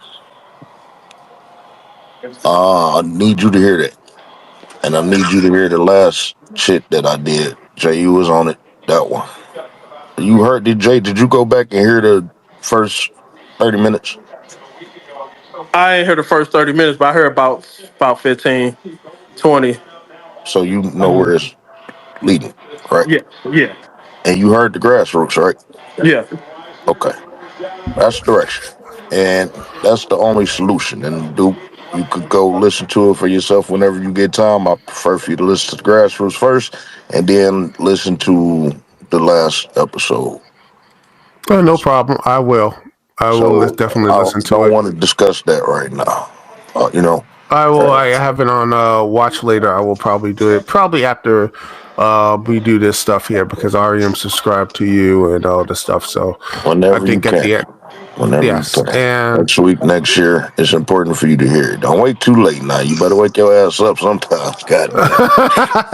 I do. I try. Because again, I do listen and everything else. So I And just share it, I share look it, at. share it, share it I to, will. I will. good people, All right, But all right. the thing is, oh fuck. The thing is, we used to be able to take care of ourselves before we were integrated. We couldn't go into their hospitals. We get rejected. And a St. Louis legend, and I hope he's still a legend in St. Louis. I love this brother, and I hate that he got the rap that he got. My brother Ike Turner. Please tell me that he's a legend and well respected in St. Louis in 2024. Mixed, Mm. mixed views. Like his accomplishments. or recognized, but a lot of people have viewpoints about him because of obviously him and Tina. But I But can respect that because there, I would expect it to be mixed at least. I was hoping that it could at least be mixed because any other state, that man gets no respect. yeah, but St. Louis, we respect our legends. Like like if you go to like our history museum and like any book with St. Louis legends, he's in there, and they list all his accomplishments and everything. Good. Like I got one of my I need to find one of my books right now. I'm gonna look for it real quick. They say while you doing that, they say that Ike Turner is had the very first rock and roll song under the criteria of what rock and roll was to start with Rock at 88. He put people like B.B. King, Little Richard on. Little Richard gives him all the credit in the world. Yeah, man. And, you know, you got to know that this is something that people don't talk about at all. The Ike and Tina Turner Review was a very hot act for 20 years. They were traveling all over the world. And although Ike was under a record company, he had control of he was in charge of paying the band, the singers, and Tina himself, you know, booking these places and all types of shit. It was Ike that was doing the business. You know what I'm saying? They say that Ike didn't start doing cocaine till he was 30, but cocaine ain't nothing. You know what I'm saying? I don't think that he was whooping her ass all over the place because you got to remember they were traveling all over the world. They were on television shows. You can go on YouTube and see them on TV. They were traveling just like they had a WWE type schedule. You know what I'm saying? They was out there traveling. The Ikeettes, if y'all listen to their music, it's fucking good music. They got about 10 to 15 albums, I think. And it's great music. You know what I'm saying? A lot of coverage, but it was still great music. Ike was a musician. And if he was whooping her ass like that, as high energy as fucking Tina Turner is, the greatest performer of all time, you ain't see a bruise on her face. You ain't see her say, ouch, or none of that shit. I'm not doubting that they didn't fight. But and Tina wasn't no hoe either, if you know her story. You know what I'm saying? She is from Nutbush, Tennessee. She's an American Negro. And it's fucked up that Ike always get that rap because who hasn't? You know what I'm saying? And there's so many whites that we know or even don't know that has abused their women in worse ways than I could have ever did. And I think that Tina left Ike when the money dried up, when the tourists started trying. You know what I'm saying? He had that group together. Yeah, So I didn't mean to go on that tangent. The only reason I brought up Ike Turner is because I'm talking about patching up ourselves. So Ike father got holes kicked in his stomach by white folk. His stomach was open. And they was able to keep that man alive for 5 years living in the backyard, in yeah. the tent. I found my book. It was called it was a book called Extraordinary Missouri Black Missourians. So pretty much anybody that's from the state of Missouri that's black, that's extraordinary. They deem extraordinary. Let me just say that Yeah. they was in that book that I got. Yeah, but yeah, they got Ike Turner, all his accomplishments and everything. Who are some more great people from St. Louis? Nelly. You know what I'm saying? Leroy McGurk. Do they got Leroy McGurk in there, or is that just black? Uh, I didn't hear you, man. Somebody was trying to call me. No, I was saying, do they got Leroy McGurk in the book, or is that just black? I have to look at it. You know who I that have to is, look and right? see. Let me I look guess at he my was the index on here. promoter that handled that territory in like St. Louis. He was like a top guy. If he's in this, if he's on this But like I said, we were pretty able to big patch book, up so it's ourselves. gonna. We took care of our gunshot wounds. We took care of our stab wounds. We took care of our illnesses, whether it be flu. I'm checking. Y'all can keep carry on. I'm just checking it out. Yeah, we were able to patch ourselves up and take care of ourselves. Not so much with medicine. You know what I'm saying?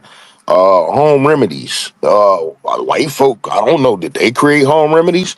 You can always go to your great grandma. She has a piece of garlic or something for your ass. So and Yeah. turmeric, castor oil, and shit. So we were able to take care of ourselves. And I want to see the study of this. Did black people have cancers? Somebody, I don't know if it All was right, Paul hello. Mooney or somebody, but they used to say that cancer was a white woman's disease. You know what I'm saying? And I live in Michigan. I live in Detroit. I live in a very industrial city, and there's a lot of shit coming out of these factories. The smoke is blowing out of these factories and going into the air. Not to mention, we are in these factories. Not saying that we all sucked in the air and shit. Just not like that, because all of the shit is going out. All right, You can you know what I'm guys saying? hear me? Yeah. Oh yeah. I think most of it is the problem is that I think a lot of that stuff went undiagnosed because again, no one they didn't give they don't give a crap, about black folk, black boys, black men, black girls, black women. They don't care. They were So what like, was yeah, the life y'all will expectancy suffer. of people at that time? Is it higher or Mm, lower? Because I gotta go. Let me check. Let me yeah, just see if it check. because like imagine if they did have cancer and they let's say that they was walking, could they have walked around with cancer for Nah, 30, this 40 years? nah, they don't got Leroy McGurk yet because I'm looking through it. It's just extraordinary black Missourians. All right, that's what I want to see. Was it black or white? I mean, or all Missourians. But yeah, but what was y'all talking about, dude? Oh, you ain't hear none of that shit. Mhm. What was y'all talking about? You the one that brought up the topic. The whole point of me Let's bringing in see. Ike Turner was to say that he, his like I said, his father got hoes kicked in his stomach. He was able to live for 5 years in his backyard in tent because black people were able to take care of each other medically.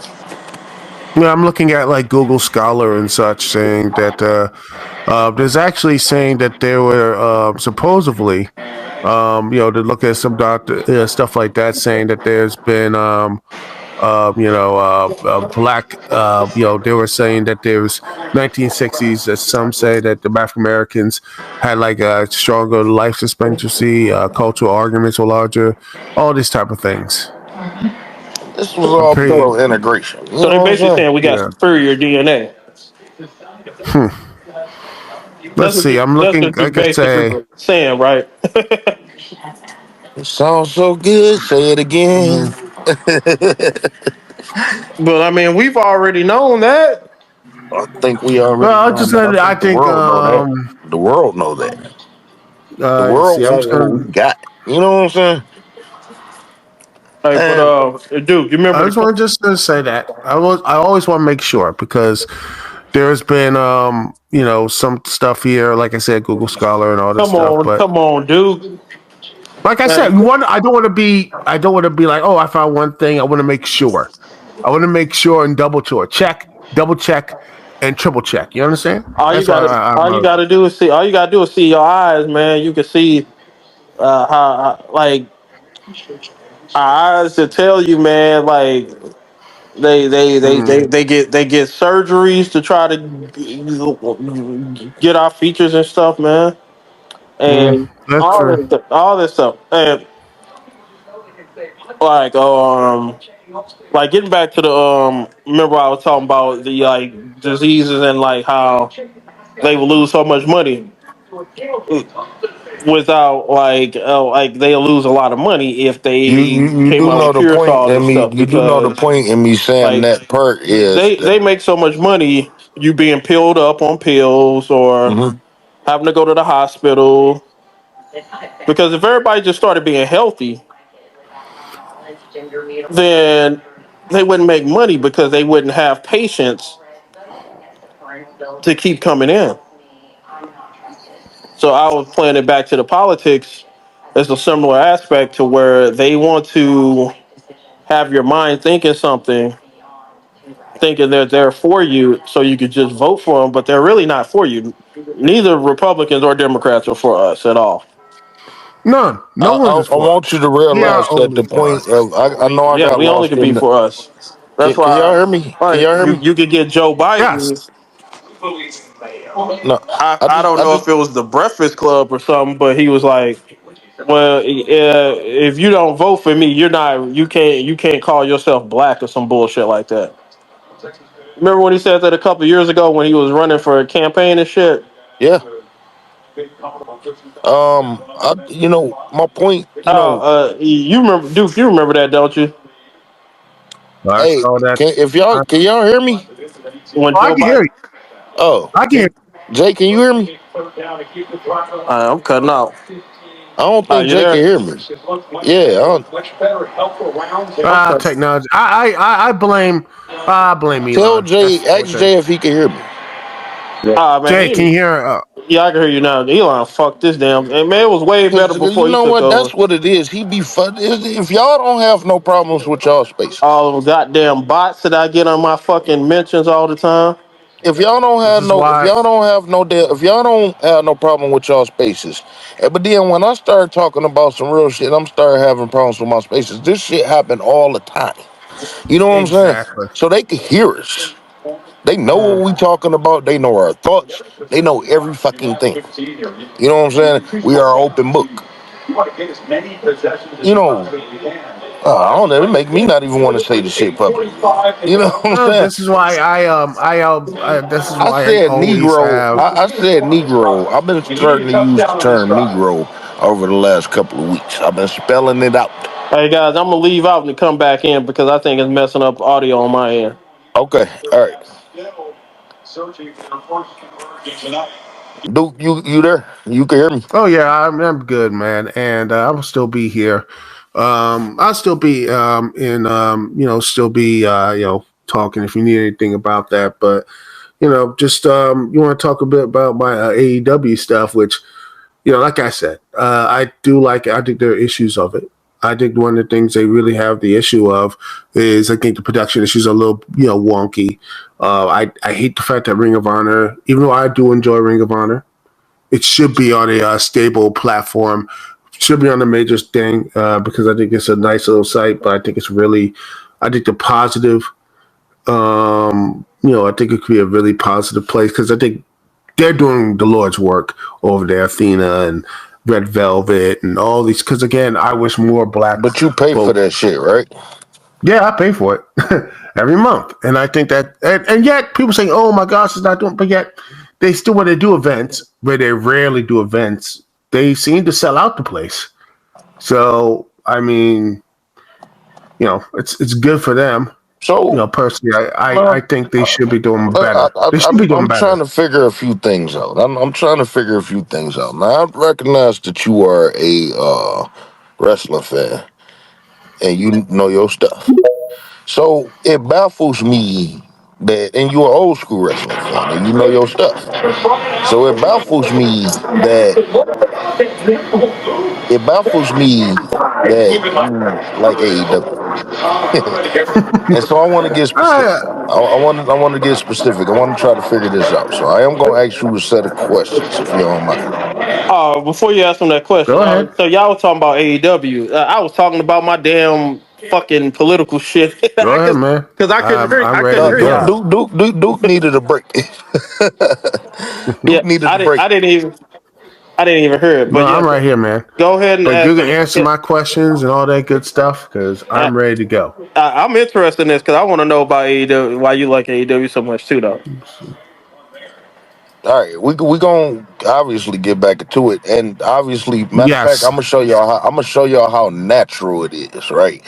As this is why it's called wrestling with racism, because wrestling is very much so parallel with America. It's an American organization, so we're gonna see how natural it is. I'm not gonna purposely bring up anything. We're just gonna conversate about wrestling. All right.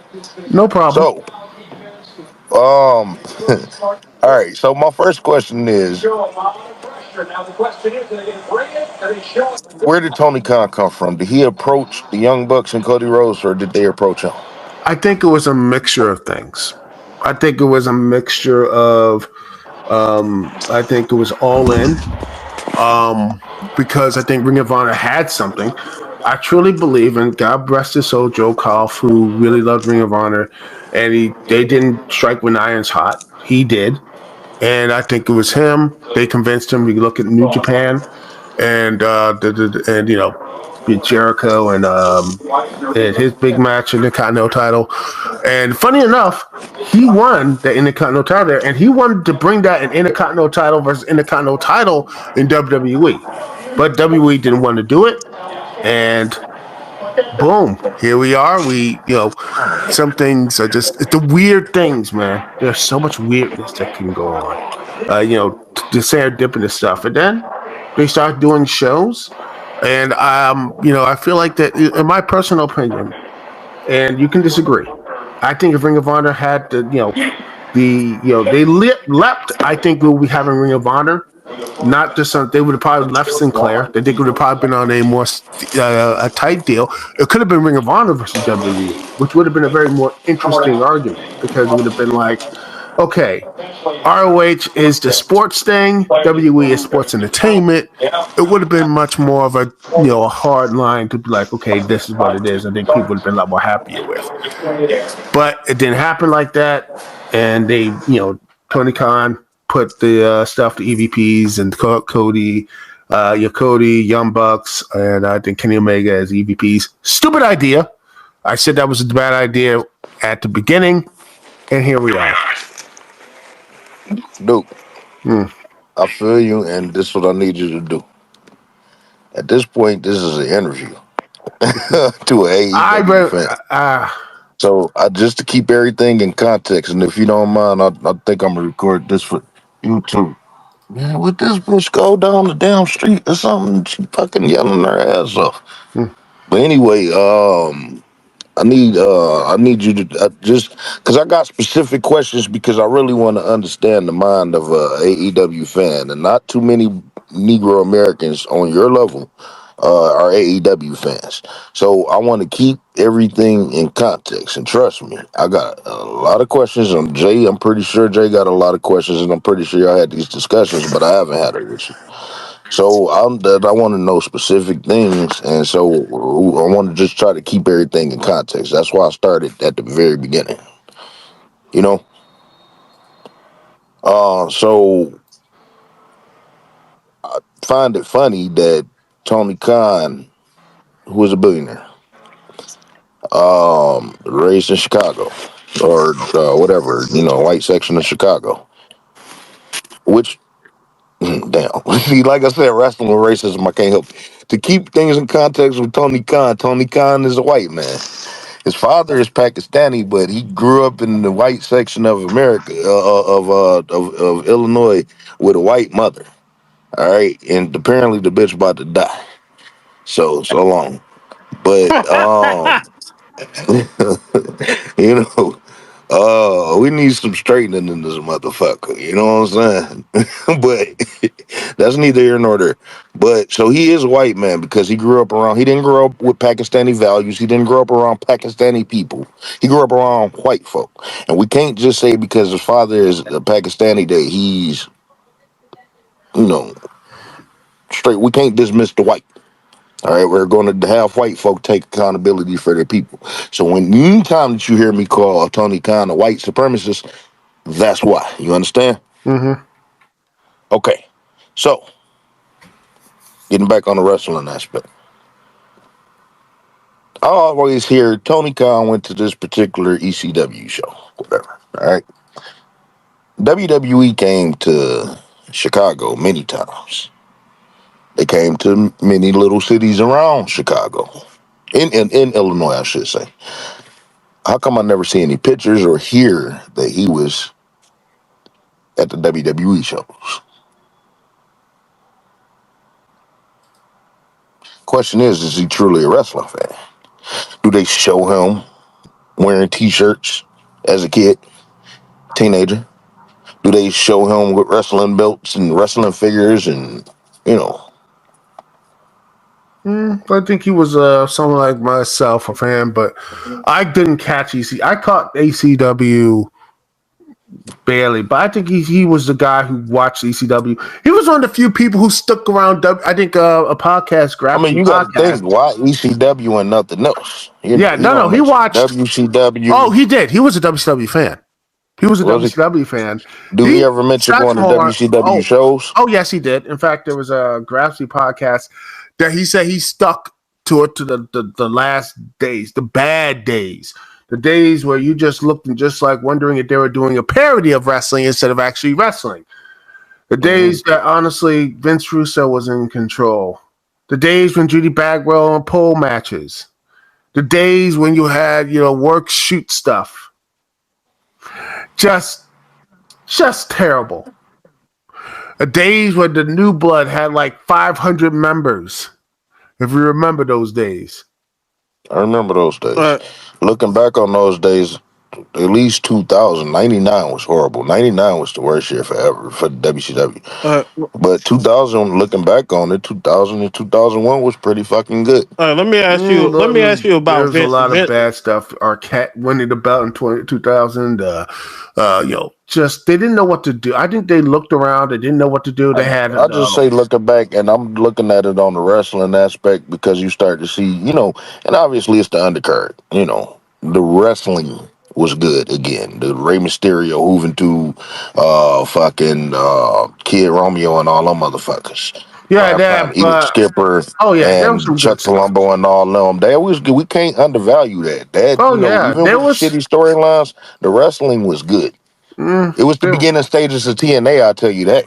Oh, it was. It was basically TNA, and I think WCW was just. I think honestly, it was a company that I grew up. Me personally, I grew up. It was like. I was those channel changers. Like, okay, when 95 and 96 and like that, and then everything else, I was like WCW all the way. And then, when the NWO hit, it was WCW all the time. I was watching WCW. I was loving it. Then the Attitude Era came, and I just stopped watching. And then it just got worse and worse. And then you had like Misfits in Action, GI Bro. Oh gosh. Harlem. Let me ask a quick. It's better than Exactly. most of the shit I see Let me today. ask a quick Yeah, question. I would say that. But then you look at Harlem Heat 2000, which, oh Lord, I'm like, wow. Can I ask a quick That question was. though? I just Go like, ahead, Jeff. man, that was All just right, we terrible. all And then have. I looked at like All right, go what ahead. they were doing on Hey, can you hear? Hold on. Can you hear Jay? Jay. You hear? Yeah, I'm here. I Can you don't hear hear me? anybody. You don't hear me? I hear you. It's Fuck. just we're just talking God about damn it. wrestling, Elon. I know you have I know and everything else, but come on, man. Maybe I probably got to get in as But, I co-host. think but yeah, I think Yeah. Let me put you on co-host. Hold on. yeah, just If weird. not, then But yeah, if not, then it's personal against me, and one of y'all gonna have to start up a space. All right, can you well, hear I'll me try now? to it. I'll do a thing there if I need to. But yeah, Can you but hear yeah, Jay? let me see one more time. Jay talk. What's up? Let's see. I don't think dude. Oh my god. Yeah, he can't hear you. Mm. Oh man. Wait a minute, Which Jay. what? What's up? Dang it. Mm. Okay, so which one of y'all want to start up a space? Let me see if I can try to start one. All right, let's see. Let me just go up and All right, while he doing that, hold on. I was gonna ask you a direct question. Looks like I'm The gonna least have to. controversial. Let me ask you a We're direct question. talking about wrestling, and now everything just goes off in this weirdness. But yeah, Yeah, go ahead, Jay. Go ahead, Jay. Yeah. So we like a lot of people like to shit on Vince Russo all the time, and I've shit on him before too. But let me ask you this: hold on. what? Let me leave, and I'll come back Yeah. one second. What? Let me just see if I can leave, and I'll What come back and person that's had any sort of like booking just power see if it works this time. has booked more Black Americans than Vince Russo? Okay, so call them out right quick. I'm talking about just in general. Like you talking about Call them out. I don't know who you talking about. Like the who these black Americans you talking about? now he was he was in writing for like he was like the head writer when they were pushing the Nation of Domination, I believe. Okay. I believe he was definitely advocating for guys like Booker T. I know he Yes. was in TNA advocating for guys like Ron the Truth Killings. Yes. Yeah, I'm trying to think of more. Now it's not like he has a whole lot, but he in a short period of time he advocated for a lot more than people that have been booking for a long time. And and I Man, you listen. and I Listen, ain't you just named fucking 5 people. That's a problem. yeah. And I get what you're saying. And I do. But let's look at the Nation of Domination for a second. They were militant, huh?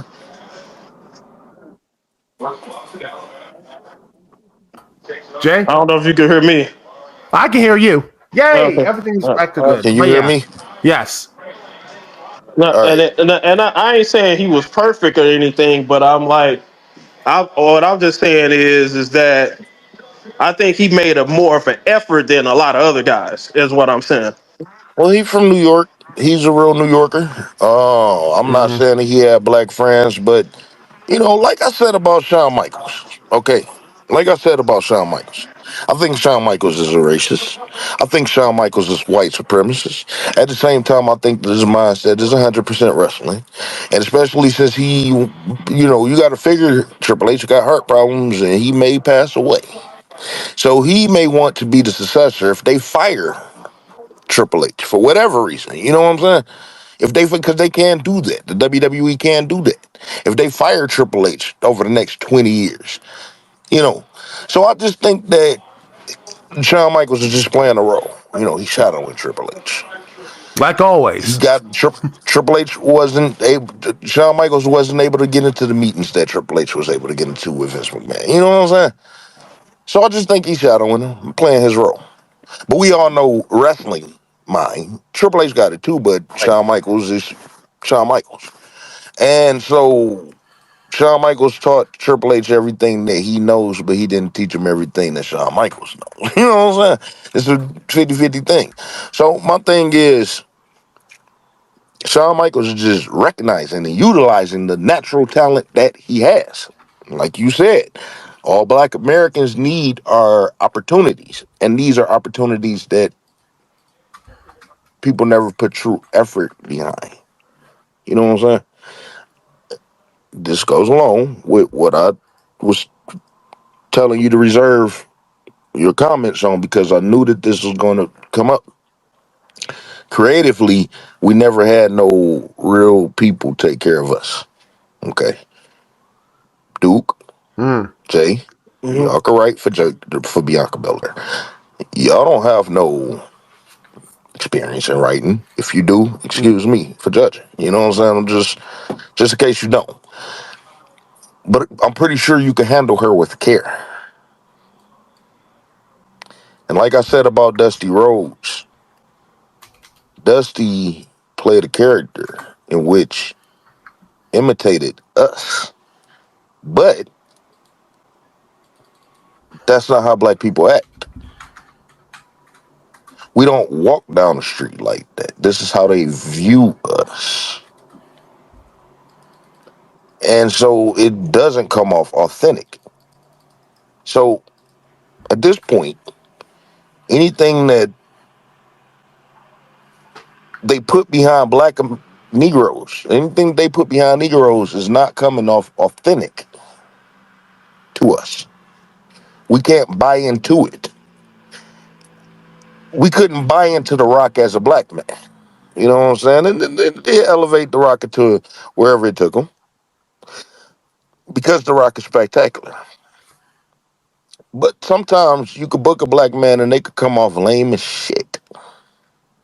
Orlando Jordan. Mm. at a certain point, Elijah, what's his face was getting something. Y'all talk real quick. Hold on. Oh well, there's a lot of black athletes who just feel like as they don't get that personality, but just sit there and be like, oh gosh, this man has nothing. I think the Pope before he went to TNA, he was just like, he was Sylvester Takai's partner, didn't do any much, but this, you felt like there was something else there. I think there was like until we went to TNA, there was actually some character there. There's like I said, there's some people who just like they don't get it until they finally get the opportunity to get it, and some people will never get it. So, And then you got some talents that just get pigeonholed in a role, like Ron the Truth Killing's R Truth. This guy is uber talented, uber talented, but he's getting pigeonholed into the dumb Negro role, the dumb comedy role. But because you saw how good he was when he was in TNA. oh He yeah, and he was black NWA world champion. But he goes to WWE and he's just the comedy character. And then when they finally try to push him seriously in his feud with John Cena, I was and there for Capital Collision. It was a very interesting. It felt like a pay per view that was. It was meaningful, but not really. It's like, oh gosh, it was the 2010s. There was some good stuff there, but it was just like, man, they could have done something but more, but like I was saying about that, our truth was cooking on all cylinders then, and And then then he teamed with the Miz, and then they had that whole the Raw walkout and everything. Interesting stuff, man. It was interesting, and then I don't know what happened. They faced The Rock and they lost, and it was just basically he was back to lose. then he was back to being the dumb Negro. That just what like they just. But this man, I don't know how old is he. I got to look up how old is he. He's over 50 at this point. But he's in better shape than most of the damn roster. What you talking about? We're talking about Ron Killen. Yeah, Oh he yeah. has that. So Well, yeah, I think I'm gonna that's make this. I was He gonna make this a topic. I was gonna make this a topic too. Let's look at shape. I think I was trying to get into this a little bit at the original space that we did. Shape. Black people, because I could go with other melanated people too, like Obafemi. I believe that Obafemi is in greater shape than Gunther. You know what I'm saying? And when it come down to shape, do y'all think that when you look at Tony Ellis and Rocky Johnson and primetime he looks Skipper and Monty Brown and Moose, Titus O'Neil and Booker T and Montez Ford, and look at how Angelo Dawkins is forming from where he no, came from. not only that. Let's go one step. Let's look at the small wrestlers. Look at someone like Xavier Mm, Woods compared to some of these yeah, other small wrestlers. yeah.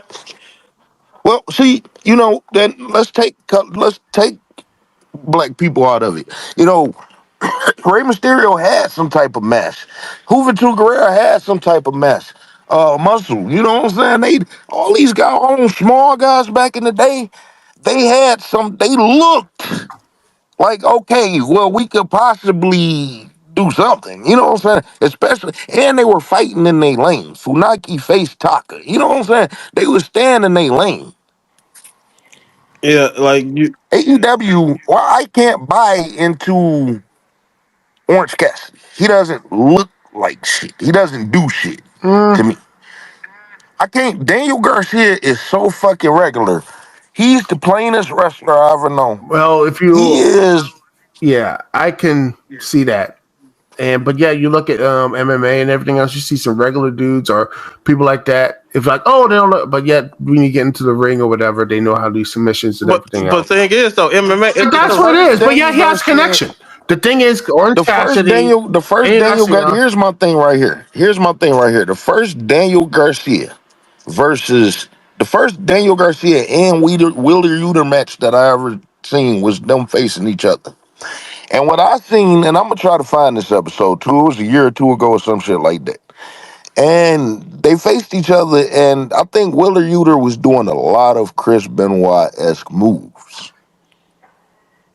And what I'm thinking, wrestling is easy.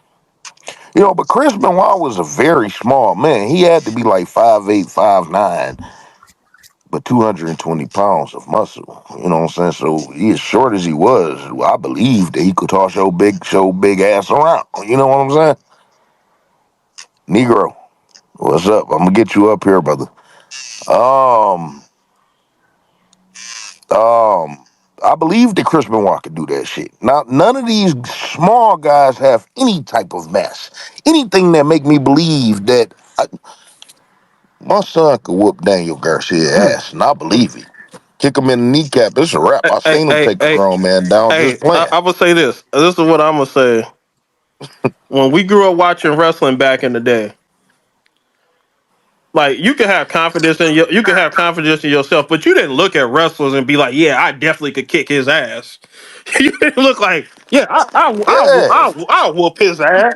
You didn't even try to think about it. You know what I'm saying? When people think of the Undertaker, you think like, oh shit, I can't fuck with him. When in actuality, you probably can whoop his white Yeah, ass. but You know, even like guys even like guys like Benoit and Eddie Guerrero before they got on the gas, they was still like had tone on their body and they looked like wrestlers. Even the small guys looked like wrestlers. Even presentation even is somebody like everything. Crash Holly looked like a fucking wrestler. Presentation is everything. And he had the gimmick. He brought out the big Yeah, ass scale, that heavy ass motherfucking scale. Carried that bitch all the way down to the ring and told you, nigga, I'm 400 pounds. That was his gimmick. And the motherfucker was like 110 pounds. Remember they was calling him Elroy yeah, Jenkins? and and it His boy Elroy. and that's Yeah, the well, that's the problem I do have with like it's not just the AEW though, but it's some what in WWE, but it's not as bad in WWE like as AEW. It's just like No, because even the WWE small people, the WWE got sense enough to know to get your people in shape. Everybody is in shape. There is not a sloppy person. Even Kevin Owens is fat, and he fat as fuck, but he's not sloppy fat. It's all in how you carry it's yourself. the 1970s look. You know, the 1970s wrestlers who like, they like, like, okay, they can look like, okay, they go to the bar after wrestling, drink a couple stuff, but then go to the gym while having a beer or two beers or whatever, and they just still like to whoop your ass. That type of like 70s eh, type of eh, wrestler eh, type of stuff. Farouk and Bradshaw. eh, You believed that shit. You believed But yeah, that you wouldn't want to come up across them. but They will here's beat the your craziest thing ass. about AEW. AEW has Even though Bradshaw a bitch. here's the crazy thing about AEW. AEW has guys like that. They just don't push them. oh Like yeah, I think Well, they have. I think Brian Cage should be, there should be bigger wrestlers who should be that. I think they should have. But why you yet, go for the white man first? Why you go for the white man how first? about okay? How about EJ Nuka? I think he's in Ring of Honor. Oh, okay, my ass. You went straight for the white Hey, man look, why as not? if Powerhouse Hobbs is not in the Ah, it's best fine. fucking shape Yes, he I, in the is. entire motherfucking league. He's power. hurt. Paul Hobbs is hurt. He's still trying to get himself back into the storylines and stuff. No, but before he was hurt, I just said this shit the other day. Before he was hurt, he was losing to every Tom, Dick, and Harry in that What motherfucker. Mm. Powerhouse Hobbs should definitely, but like, He lost to Orange Cassidy. That's when I told AEW to kiss my motherfucking ass. yeah, Yeah, hey, he did lose to Orange Cat. Yeah, Powerhouse Hobbs. yeah. Like they Um, just, So we can agree that throughout history, Ron Simmons, Farouk, you know, The Rock, we can agree that we can agree that Negroes, and I got Negro up here. I want to ask Negro something.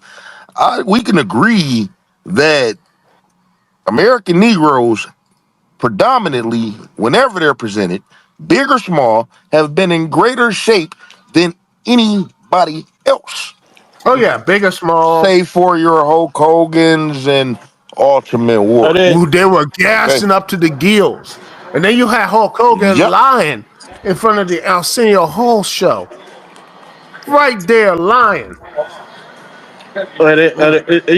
you missed one of the best natural looking wrestlers that was black. Man, you didn't even mention Shelton Benjamin. Oh, Shelton. Okay. Oh, Yeah. Shelton, the Yeah. guy who Yeah. should have been And multi-time to this world day, champion, and yet somehow you got well, like Lamida. like I said before, we first talked about Can do Jack everything. Swagger. Was his struggling his took like 30 minutes from getting that Money in the Bank briefcase off. The same guy during that year He and had a time little frame tummy. who would never didn't even win a match unless it was like I don't think he actually won a match that year other than him his qualifying and his win his world title. Everything else was disqualification or loss. And I'm like, why the hell would they put the and yes, Shelton Benjamin, who just does every little goddamn thing that they did, made every single time he was in that match memorable. Every time the first time he was in that Money in the Bank match, memorable. He climbed the ladder, clothesline somebody, Well, memorable. remember, All that stuff. this is, and I want to, when we talk about symbolics, okay? White folks sit up here and tell me, oh, remember that month that Shelton Benjamin beat Ric Flair and beat Batista and beat Randy Orton and beat Triple H? And I say, yeah, highlight of his career. Actually, it's not even a highlight of his career, but you would think that it should be, right? They don't emphasize that. And, you could talk about promos and all this shit, but then you put Paul Heyman behind Brock Lesnar till Brock Lesnar got it together on the mic. Mm, We talk about effort versus symbolics, and that's what we facing right now. yeah, Symbolics. yeah, a lot of the So, symbolism. Jay, earlier today you sent me a video, and at first I didn't watch it. Let me go to it right Was it quick. about that Uh, politician? Oh, the guy. no, no. It was about the street profits. Oh, oh yeah, we're still over. Oh yeah, about I the promo. The I promo. am pissed at the WE's handling at them because they should be. I feel like they just feel like they're just forgotten about, and I don't want to say, oh, you hate DIY or you hate these. I'm like, no, I don't hate Motion Machine Guns. I don't hate DIY. I don't hate any of the tag teams, but I feel like they've been stuck in this motionless blob. They haven't done anything. I felt like they've been stuck in neutral for so long that I think at the end of the day that these guys should be, they should be running Raw or SmackDown at this point. They should be honestly. If I was doing my stuff, I would just have like them on Raw and then defeat the Street Profits, whatever. I don't know. The Street Profits beat the Judgment whatever Day. the Judgment. Those losers of Judgment Day or whatever for those the tag belts. Have them win them and then just have their and actually have a match against the War Raiders instead of having that weird goofy video type of thing they had. Actually have a match. Have them build up that tag division up again. Have some main events on Raw. Heck, maybe a premium live event main They event or what they have they you. should have they Make the should have tag teams important. they should have never separated the belts in the first place. Yeah, I like I keep saying. I keep saying this, and I know you're gonna probably both be like, man, what's wrong with this? 'Cause I agree on the brand extension because you can't fit everyone on the same show. You need to have separation so you have more stars to build and everything else. Cut some But of these what they did jobbers. is, yeah, I mean, you need to turn the jobbers into stars and people who connect to them, right? You need something to connect to because if you only have big, if your big guys get injured, you're like, who are these people? I know he's big or whatever, but I don't know who he is, what they're doing. In fact, most people don't even know who Dragon Lee is and such. But I like the Uh, fact he did a promo and everything. I'm gonna He tell you. was, I'm gonna tell you something real quick. And the ruthless aggression era, they could run Chris Benoit versus Kurt Angle 10 times a week, and I would watch it every goddamn time. Goddamn to every goddamn I motherfucking don't, I time. don't The same, and I could watch them back to back. Oh, because they know what they were doing. So I'll watch them 20 yeah, times. like this notion that we gotta have push all this. No, the fuck you don't. You need to Well, find. eventually you do. You need to find talent because eventually those guys get hurt, and you're like, shit. But like, 'Cause, And I get that they, here's I the mean, thing. because This again, is when another reason Lesnar why. went away, This is another reason why the WWE suck. It is a reason why the WWE suck, but then I understand. A lot of guys were getting hurt, and you got to know that these guys are on the road 2 days a year. You know what I'm saying? So they can't just have these matches, 20, 30, 45 minute matches every fucking night. And AEW gonna realize that. You can't do it. But WWE, what always stuck out to me about the WWE since I was a kid, since Beyond the Mat came out. Vince McMahon said that we don't do wrestling, we make movies. Sometimes they would have a match, a 5 minute match, 3 minute match, 2 minute match, just to do one fucking spot, just to get that one clip in a video, or have a bullshit promo just to have one word, one sentence or something, one paragraph stated, just to keep a story moving along. At the same time, you giving the people something for a night. The WWE is telling a story. The WWE is making movies. You know what I'm saying? mm, To get to a bigger picture. That's what they do. Other than that, they're just preserving their people. And we got so many people that it's got to be 5 minutes, 5 minutes, 5 minutes, 5 minutes. You know, what the fuck do people really truly want? And it always worked for the WWE because, like I said, they're appealing to the casuals. They're not appealing to me, you, and you. well, you gotta look for the casuals as well. yeah, And but the problem is that casual audience. My worry is that if you go to you go for that casual audience, they're fickle as hell. You think wrestling fans they'll be fickle as hell? They be like because again they They always, have here's the thing about the casuals. yeah The you thing about casuals is they always gonna come back. They got the ability to turn it off and not give a fuck about what they do for weeks, months, years. But yeah they always gonna come back. They're gonna find their interest. So when you got rotation like that, you always gonna stay in yeah, oh and then yeah I mean that's what they were panicking when they here's the thing I I do love the do the but you gotta look at in the past though. I do like the fact that when WF was really struggling, the ruthless aggression era and everything else, we all loved that stuff. And some people loved it, some people hate it. Mostly, I hated Raw during that time. But yeah, SmackDown was good. But the reason why they It were, was a drag going through all them shows in real time. yeah, it was drag. And not only that, there was the people were leaving. Oh 02, oh 03, oh 04, oh 05, they were like, yep, we're gone. The most people were leaving. In fact, I was, more often than not, I was watching Ring of Honor and TNA and some stuff because I wasn't watching W. I wasn't feeling it. I wasn't really feeling it for the most part. you I wasn't was like, feeling WWE in 2002. no, oh 05 actually. Oh, I was still watching oh 02 and oh 03, but then the Hunter, the Reign of Terror, I just stopped watching for the most part. I watched SmackDown, but I was leaning more towards seeing what Ring of Honor was doing, and I looked at what TNA was doing. I fully jumped when Christian left. I was like, yeah, I was like, yeah, I'm gonna jump with Christian because I think that I could not stand WE at the point of like when Raw was just so terrible, and then you know Cena and everything else. I was like, you know what? I'm getting really tired of the Cena stuff. I gave TNA a chance, and and then after a year or two later, All TNA right, went TNA. you know what? Let's move on to that right quick because you know I don't want to get lost off this AEW shit. Oh yeah, like I said, I like And you just brought AEW. up TNA. Yeah, I do. You familiar with TNA first 2 or 3 years? Oh, I remember mostly, and I saw It was a great backstories. time period, wasn't it? It was an interesting time period. You had, It was AJ Styles. refreshing, wasn't Oh it? yeah, you had AJ Styles coming into one of the main villain groups' locker room with a chainsaw. You have Jeff Jarrett getting scared by a midget with a midget came down to the ring with a handgun, fighting, almost tried to take out Jeff Jarrett. But Would there you was, agree? but Would you agree?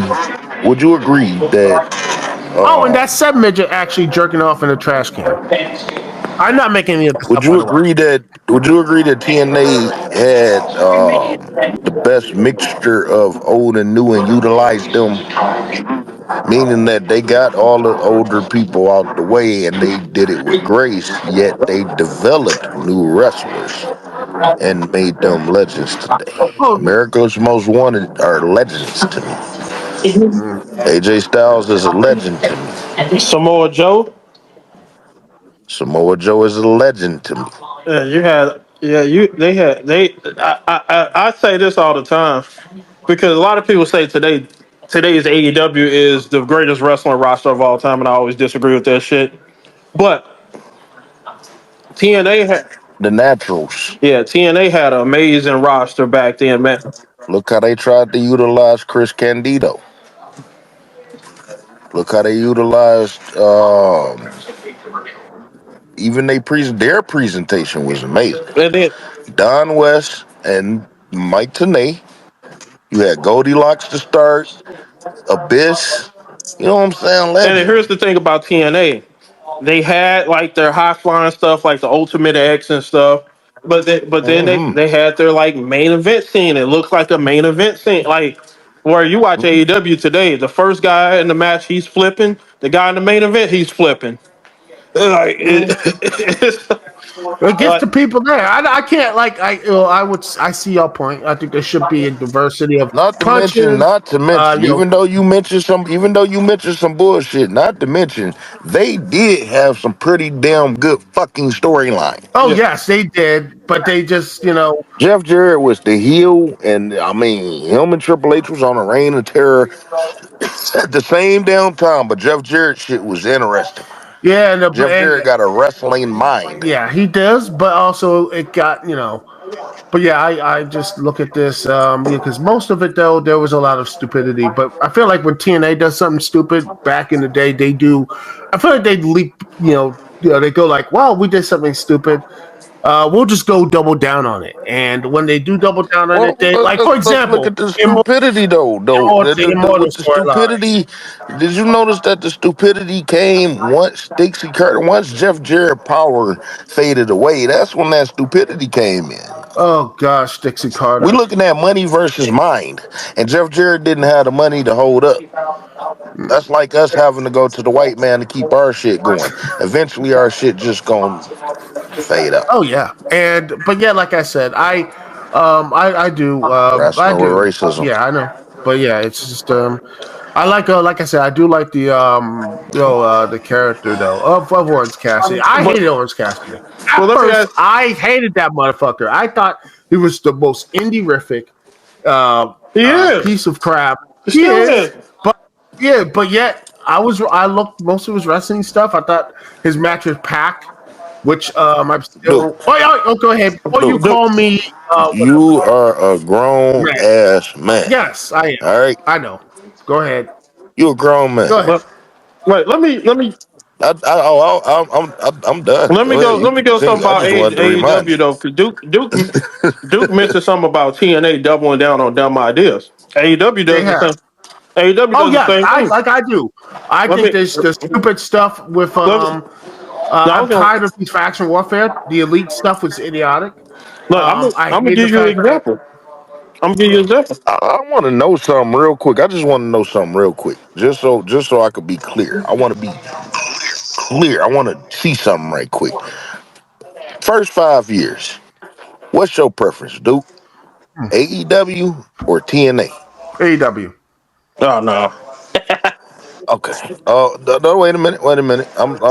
Trust me. I'm gonna get in his ass. Go ahead. I got Go ahead. questions, Go ahead. but Get at me. First 5 years, AEW or ECW? Well, first 5 years. I think he's. Shut I his think ass it's good. Yeah. down, didn't I? No, I look That at real this as a wrestling question. fan better come Yeah, on. but like I said, I don't. I'm gonna say this right now. I didn't watch ECW in its prime. I watched it when it was in TNN, and then 3 weeks later it was cut off. I was mainly a Hmm. WCW fan. And if you said WCW first 5 years, I would have been like AEW. I would say WCW. But I'm yeah, sorry. I'm sorry. I'm sorry. Excuse me. Time out. I'm sorry. yeah, I was Now ECW. you pay for Ring of Honor, right? Yeah, I was half Do and you half. not pay for Peacock? Oh, my father paid for that stuff because he wanted to watch the stuff, so he got me they put me on that thing in there before they took all the passwords and everything else.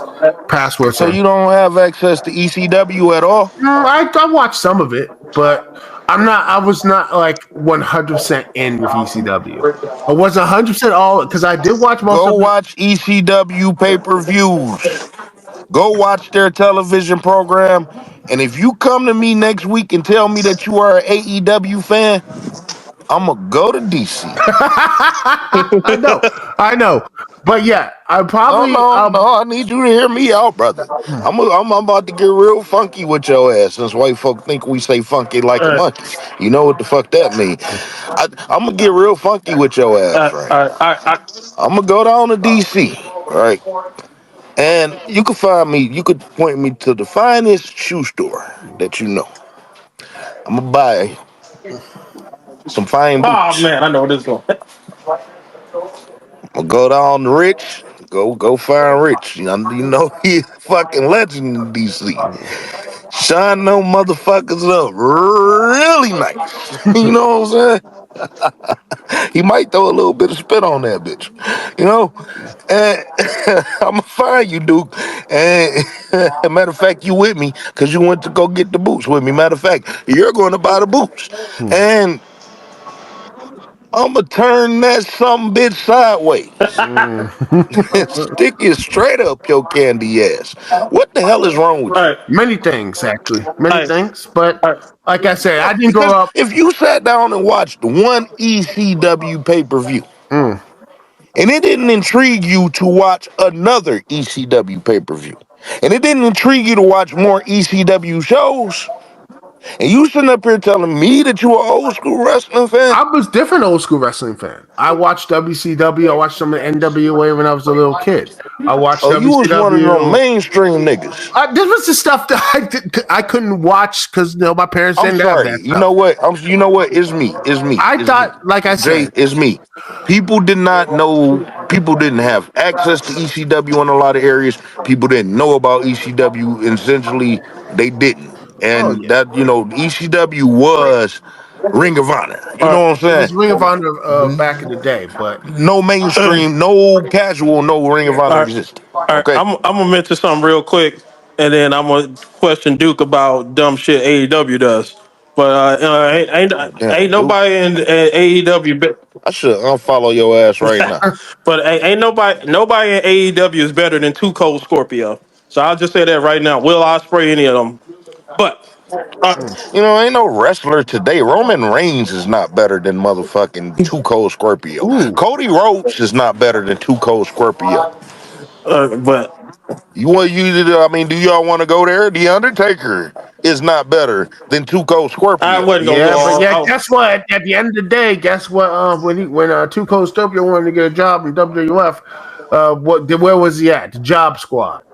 Jeez.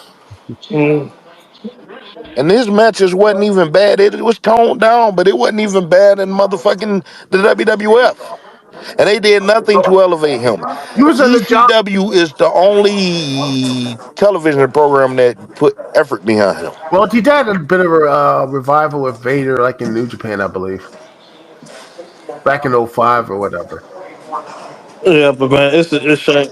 I mentioned primetime Elix Skipper a couple of times, and I'm surprised y'all didn't jump up out y'all feet.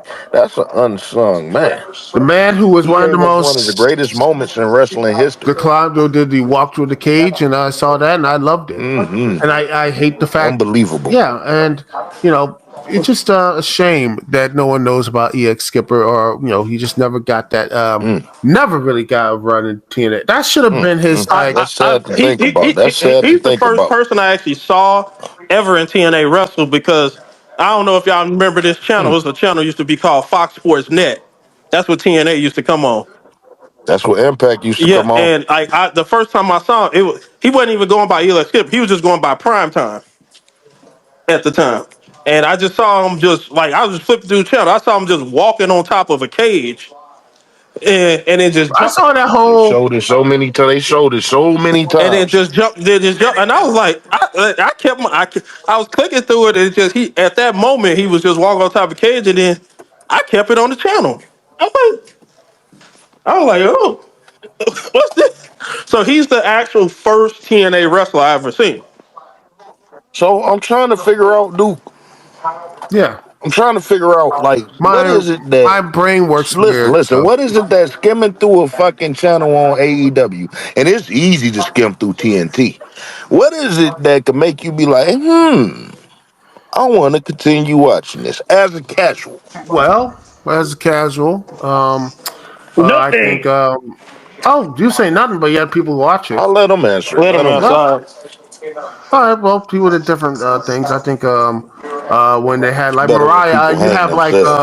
you have like Kriya Madonna, wrestling, excuse my name. I'm sorry. Who? Hey, you got Who? hold on. You got to do the Snoop Dogg. Who? I Queen, you know, Who? what I'm saying she's not gonna turn some heads, Queen Amidala, or Mercedes Monet or something like that, because people would actually watch No, that. no, I watch. Nigga, oh my God, dog. Hey, Oh no, my God. You know I what? actually, It's always good to vet people, boy. I tell no, you. I know. hey, now, don't diss Queen Aminata. I think she a good talent. I think she actually solid. Okay, she may be. I mean, I don't have to listen. I'm not naive, baby. I ain't never seen her wrestle, so I can't say She's nothing. You No, really know what good, I'm saying? and she's not only great but great looking too. So yeah.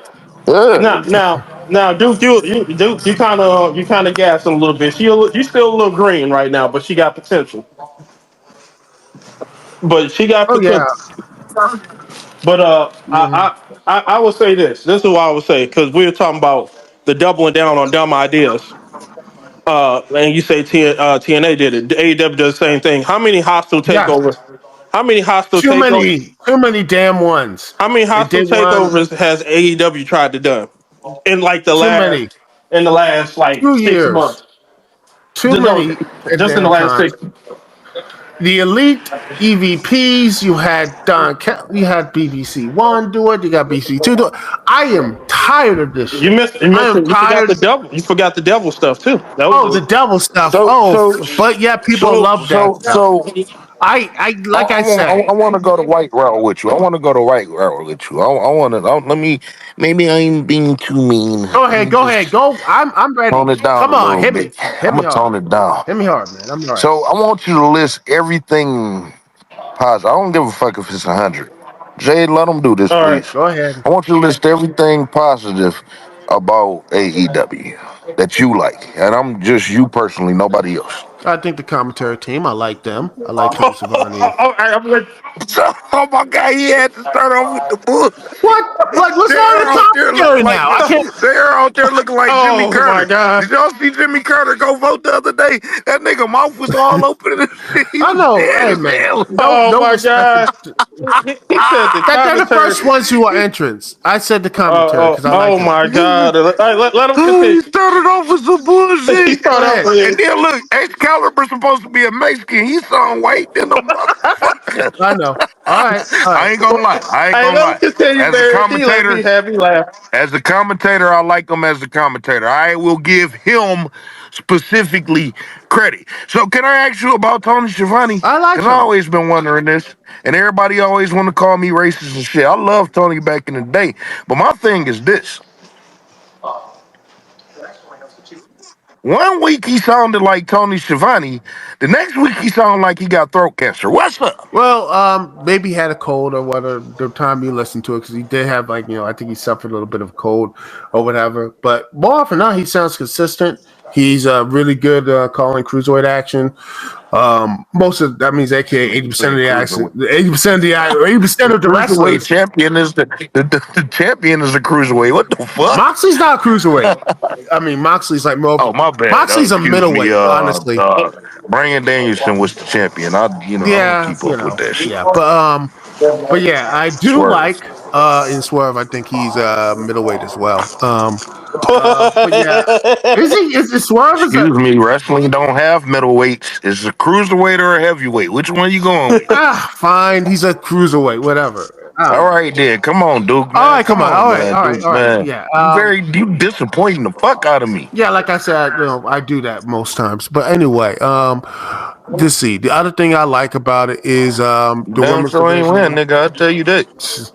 See, I'm smart at other things and I'm weird at the other stuff. Hey That's what man, we life gotta is. let them finish, man. We keep cutting them off, man.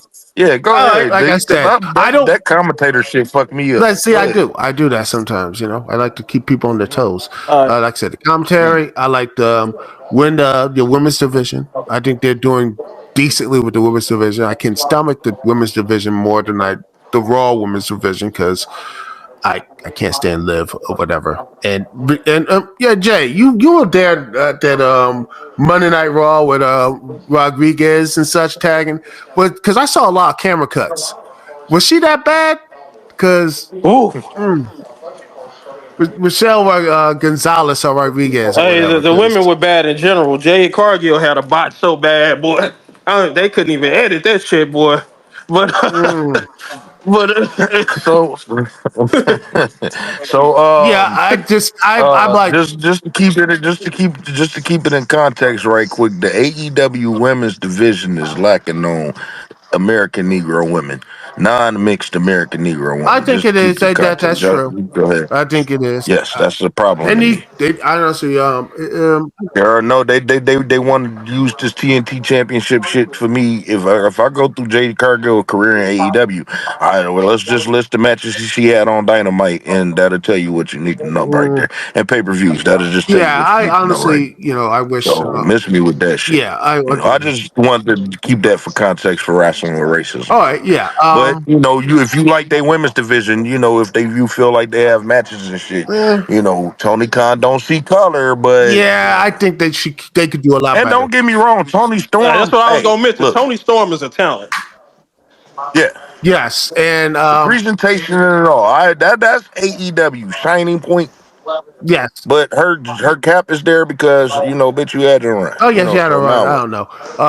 I think another thing I like, and I'm happy this is happening. That's gonna be key to see if AEW suck or not. Yes, Now, how do AEW handle Tony Storm from here on that's out? going to be the You question. gave us you gave us what could have been the best. Do you have the ability to? So Follow up, we're gonna reserve that. follow up, man. Give it 6 months. Let's All see, right. follow up. And another Yeah. thing I like, I just there's many talents I like there. I like Private Party, even though the tag division's been shit. I think Okay, so let's keep it in context right quick. 5 years. AEW is lacking black on talent. black They Negro talent. They did a pretty Five, shitty five, job with and that. the tag team 5 years. division specifically. no And world they haven't tag team done. title runs. Yes, and I understand they got a lot of them. They were hurt. I think one of the No, partners wait, were wait, hurt. wait, I'm telling you, mind you, I'm speaking overall. Yeah, but yeah, just White folk to sit up here and tell me Keith Lee and Swerve was the tag team champions. Okay, well, let's get specific. Tell me about their tag team title reign. Because I noticed that they stopped appearing on Dynamite oh after. yeah, they And then they got into this feud with Rampage, the the Yep, and acclaim. they got into it, and they was in singles competition most of the time, Oh yeah, and they got into these amazing tag team matches with the acclaimed. Who, for context, both of them are mixed with white. and one of them have an attachment on him as he is a faggot. Fruitcake. I keep forgetting. What do we call gays again? Homosexuals. Gay, Homosexuals. homosexual. Is that? Do they get offended by being called homosexual? No, they could call gay, homosexual, whatever like that. No, Because white folk get offended by being called white. no, Like as soon as you say white, oh my God, you're no, racist. they don't. They just get Act like I burned the fucking white no, they meat or just get something. offended if you call them a fag. Mm. Okay. Yeah, Fag means cigarette. Oh man, I love All in the Family. I can't do that joke. I can't remember it right now. But that's oh yeah. Oh no, yeah. no. They was like, what's a Homo sapien? And they was trying to figure out what a Homo sapien is, and they gave all these wrong answers. And Archie was like, a Homo sapien is a flaming fag. Uh, but here's the thing, like, I don't mean to get off context or nothing. I don't really call Bowens a fag. I just say he's gay. To me, there's a difference between a fag. Excuse me, but he and I know what you about to say, and you can continue that. But excuse me, but let's keep it in contact. He's faggot first because he talk more about faggot issues than he do black issues. But go Yeah. ahead, cause you about to bring up a great point. No, to me, the difference between like a fag and a gay man is like a gay man is a man that just happen to like men, Mm-hmm. and like a fag is somebody that acts like a woman. That acts Hey, like a woman. That's so I don't. no, because here's the thing about that. It's funny. I was looking at some facts. Women don't even act like that no more. Mm. Some do. Not all of them, but some do. So you're trying to say that how many Jakara Jacksons do you actually see walking around this motherfucker Mm. nowadays? Yeah, well. Yeah, people are. Compare It's Jakara weird. Jackson to a fag. Yeah, it's weird. It's a weird Oh my thing. god. It's weird. But yeah, like I said, going back to the wrestling stuff. Like I said, I'm sorry, faggots. I mean gay people, homosexuals. I didn't, I'm not. Man, something wrong with your ass, man. yeah, it's just something wrong, man. You go hard, man. You go way too hard, man. But yeah, like I get to Well, the point. because let's be real with it. In actuality, the Negroes are not supposed to be gay. Apparently, we learned that behavior in America, in our sojourn in America. And if y'all go check out Tariq Nasheed buck breaking, they used to Yeah, fuck yeah, that's all men I was gonna in say. front of their Yeah, family Buck. just to show you what the fuck you are. Break your man down in front of your Yeah, face. to let you show who run that shit. Let you know that like because it was you wasn't a nigga, you was a boy, and not a Mhm. boy, but a boy. That's what they call you, a Exactly, Y'all boy. better and stop fucking property. playing. Not just a boy. You're not even you were property. Your You were property. just you were not even registered as a human being. You were as useful Not even as registered as a human being. And when they did register you as a human being, you was 3/5 of a human being. yeah. So when I say this shit, you got to recognize that our people have to be completely re-educated. The Honorable Louis Farrakhan said there is not a gay man or a lesbian that cannot be reformed, and you better ask Little Richard. Huh? Mm, Yeah. They used to go. They used to go to them ox and say, "Go look at them boy, strong as an ox. mm, Strong. He could move." I'm getting too off topic, man. You know, they weakened our men so much and they did it through homosexuality. They made it to where they took the man out the household in that welfare period. I mm-hmm, mean, let's get real with it. They took them out the household to where boys had to be raised by women in order for them to eat. mm. You know what I'm saying? They made it to where the man who had a job couldn't afford to give the life that welfare gave. Oh, So and he even better, they had took to it with be the. out the household. Oh, even better, they just took the job. They weren't the jobs there from a black man. They took them from the factories or any little bit of scrap away from that neighborhood. So pretty much, they had to basically But you know like why a they mister of why? a household, a But you householder know why they did just for that. that? Because the Yeah. women are easier to manipulate than men. Like Come on you could now. tell them, hey, And why you do could, you believe that we so separated from our woman Mm. in 2025? because they tell you, Oh, hey, this slow. they say, Hmm. hey, we'll sell, hey, you sell out your man, and we'll give you this amount of money. You don't need that nigga for shit. Yeah. And You And need so them. white folk don't get it twisted. And so white folk don't get it twisted. They didn't say that verbatim. Yeah. So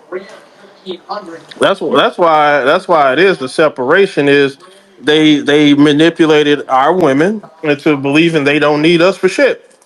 And then what do you hear so many women, our women say today? I don't need a nigga for nothing.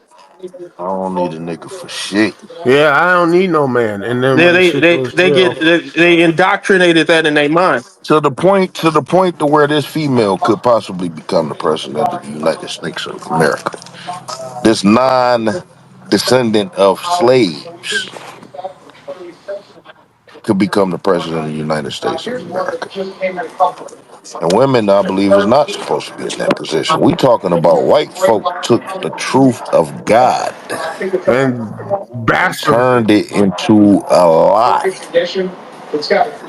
They took the truth of God and turned it into a lie. This lady, America, took the truth of God and turned it into a lie. So we all living under a lie. But the thing is, we have no choice. And our mindsets is set as such. As a result, internally we are a sick people as a result. They're sick too, but they got to sort their own shit out. And this is what I say about the difference in Anthony Bowens. He's gay first. Little Richard is black first. Let's address these issues that affect our community. So they turned our gays against us. They turned our women against us. This is what they turned the world against us. Well, because Asians don't respect us from based off of what they see in the media, and then when they come meet us face to face, then they could catch on to that. And then, and, You know and what then I'm they saying? have these women promoted as the worst example of the women. Like I'm from St. Louis, so they promote the fuck out of Sexy Red and all that bullshit that she talking yeah. about, and that's the image of black women. Oh yeah. Not just Here's the that, thing but about little that, and Kim. here's the thing You know about the that, and here's the thing about that. all And the to other be stuff. and to be honest with you, and to be honest with you, Sexy Red in real life may not even be like that. That's just the only A way to. perform. Hey, It's a we performance. choose you, you do this, and goddamn it, then we're gonna make you rich as hell. What the fuck she gonna do when she probably got a family to Yeah, feed? it's called industry plant. America prevents. So I can't knock her for making her coins. At the same time, it's a detriment to us. This is image. This is how they view us. So if you look in the jumbotron, Hmm. because I did get off of this point, I was pissed off about this video. When I first responded, I didn't see it, but I told you to just check the authenticity of it a year or two from now. But it pissed me off watching this because this is the image. This is how they present black people. This is how they perceive black people. And these are the only ways that we could be presented. This is the only way that Jakara Jackson could be presented. This is the only way that roll your eyes, shake your head, twist your hips. It's the only way that we could be presented. And they being forceful, they being thug like, we didn't lose, we didn't lose, we didn't lose. But Then that they get to the is. white women. But that No, no, is. no. Hold on, hold on, hold on. Then they get to the white women. And the white women, no, y'all didn't lose. Now they get all relaxed. This is image. They doing this shit on purpose. Triple H is doing this shit in your face. He is a degenerate. He rubbing this shit in your face. Him and Shawn Michaels went out there on that press conference shit and gave some words that me as an adult Negro do not say. Yes. Scroll through my shit and see if I say somebody cooked somebody. I just recently said it after repeating somebody that I agreed with. I understand the term, I don't use it. You're not talking, you're not speaking for every black American when you book this shit. I was shit. Damn, you just went off on a rant. I went away for a second. What made you mad? That fucking Montez Ford, Angelo Dawkins shit. What they did, that promo that they did backstage. That's the way that America believes that Black Americans are. We either fucking retarded or we angry fucking people, Yeah, we can't be smart. aggressively angry, threatening people. We're angry And then they thugs. had them at the end. They had the white women cater to them, which relaxed the black man. The black brute and such. That's what it Go is. watch that shit again. The black brute and such, which is all So, how it like is, I man. told them, I tagged them in. I told them, I said this shit ridiculous. I went in on them low key. I didn't go in on them. I didn't go in on them like that. I'm trying to encourage them because let me find it real quick. Man. At first, I didn't look at the video. I just gave my little bullshit, this, that, and other. Then I watched it and it just started pissing me the fuck off. This is why I say we need more Black American creative writers. And that's what I believe as well. Like I always say, for everything else. I said this right here. Like I said in AEW, WWE, TNA, this new Maple Leaf Pro, all this other stuff. It means nothing. They are employees, right? They're employees. They don't have anything creative. They're not in part of the backstage. Even if they are backstage, they're not actually in power. I want Black Americans in power. That makes things interesting. That goes back earlier in the conversation, and all this other stuff. It goes right back to control and research and being leader of these companies and such. I mean, there's not much. There's no real Black owners in football and such.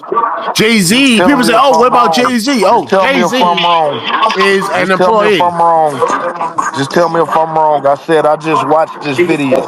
This shit is fucking horrible. The WWE need to let all of their American Negro wrestlers go if they aren't going to implement American Negroes as WWE creative writers and producers. And I mean like some like Eric Monte, Mike Evans, Aaron Magruder type.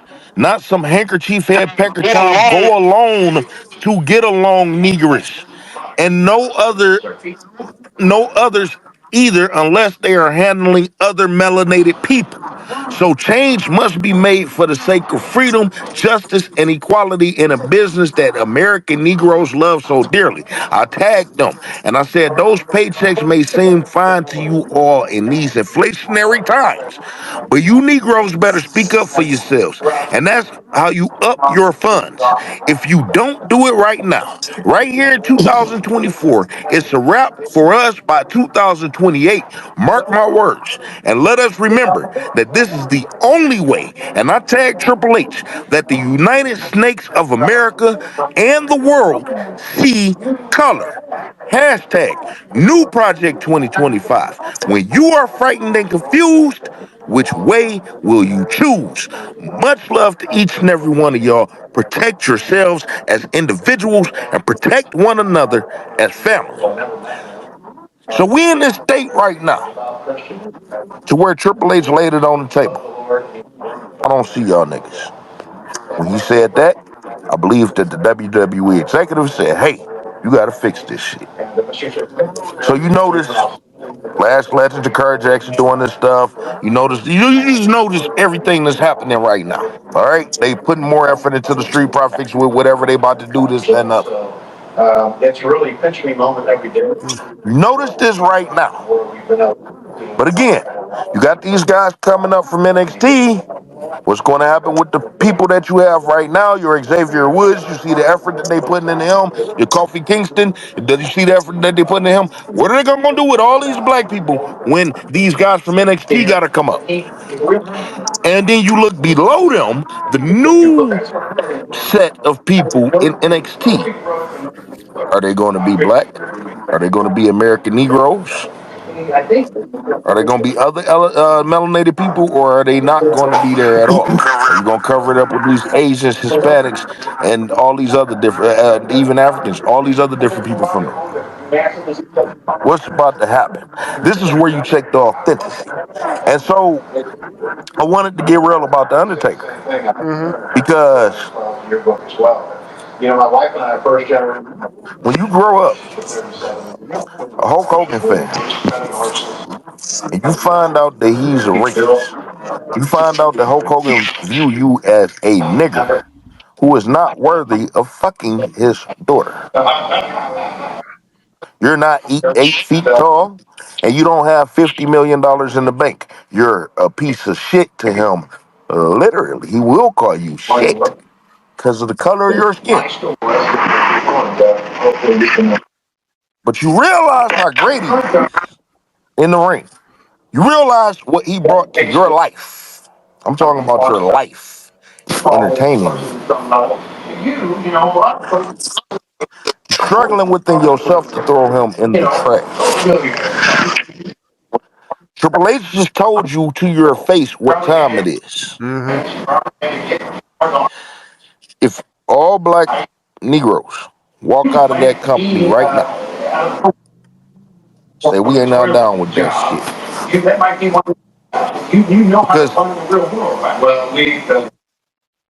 you listen to the last one I did. This is why I was telling you, Jay, it's very important to listen to the first 30 minutes of that speech. You put a gun to a white man's head. Force him to love you. Force him to put his arm around you. That's not solving the problem. It's a band-aid. It's forced. He has to. And this is what white folk is living under now. Don't pay attention to these white people conversations and what they're talking about in certain situations. They are forced to love you. By nature, they can't love you. They won't love you by nature. But if they put their arm around you voluntarily, in brotherhood, in meaning, in sincerity, that's solving the problem. Here's the problem with that. And world history could bear witness. White folk are the true master of deceit. So when they come at you in true, genuine sincerity, they bought you a house when you didn't have a house and didn't expect nothing back. I just want to give that extent. Notice that they somehow are still the master of deceit. You may find that person running for office one day. You know what I'm saying?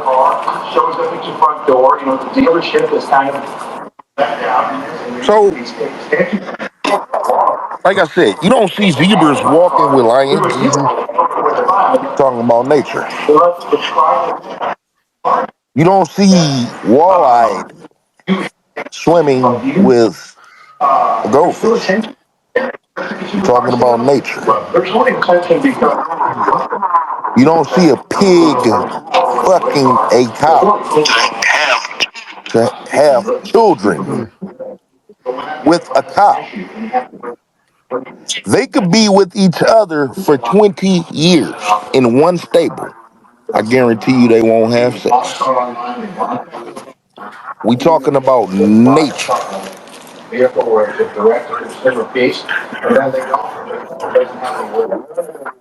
So we are integrated into today's system, and I don't want to keep going too deep on this. It's all within that speech. We have to change our mindset because Triple H told you what time it is, and none of us are willing to do anything about it. So when the WWE is all white or a mix of everything besides American Negroes, we had the opportunity to take a stand today.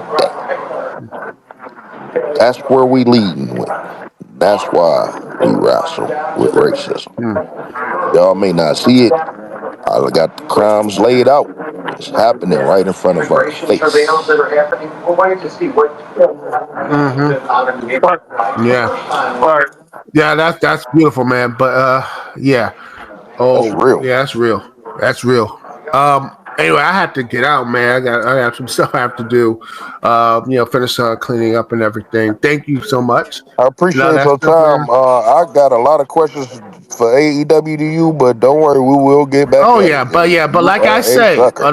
and I think we all will agree. We may disagree with a lot of stuff, but I think we can Oh, agree. you a sucker. I know I'm a sucker, but I think Yeah. you will agree that ownership and tangibles type of thing is more important to me. Is like Hmm. than stardom or whatever. Oh, they great. I'm like that's nice, but I want to know what they're tangible. I want to know what they have behind the scenes. I want to know all this stuff because eventually I want to See, to go behind that. I don't want to see like a Tony Khan or a Vince Man or all the other stuff. I'm like fine. I don't want to well, see more I'm black with you. employees. I want to see more black owners. I want to see more black Hmm. writers and producers behind the scenes. Within the NBA and within the NFL, right? Yes, not just that, but NFL, NBA, all of those, So every would you those. agree that LeBron James Sr.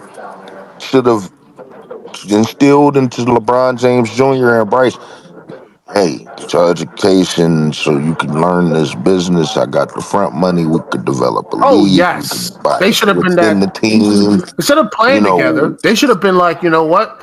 Let's see if we could. I'm playing all this stuff. I mean, he's already cheap as hell, and it's like he doesn't buy like Spotify. Still use the free stuff and everything. He's just like, you know what? Be frugal do with you your money. believe that LeBron would be alive right now if he did? I don't know. I really Let's get don't. real. I really don't know You know, because at the end America of the day, prevents. I mean, a lot of these little, Kobe seems to be building up something, and then next, him and his daughter just got hella. America Yeah. prevents. Uh, you know. Anyway, be safe, everybody.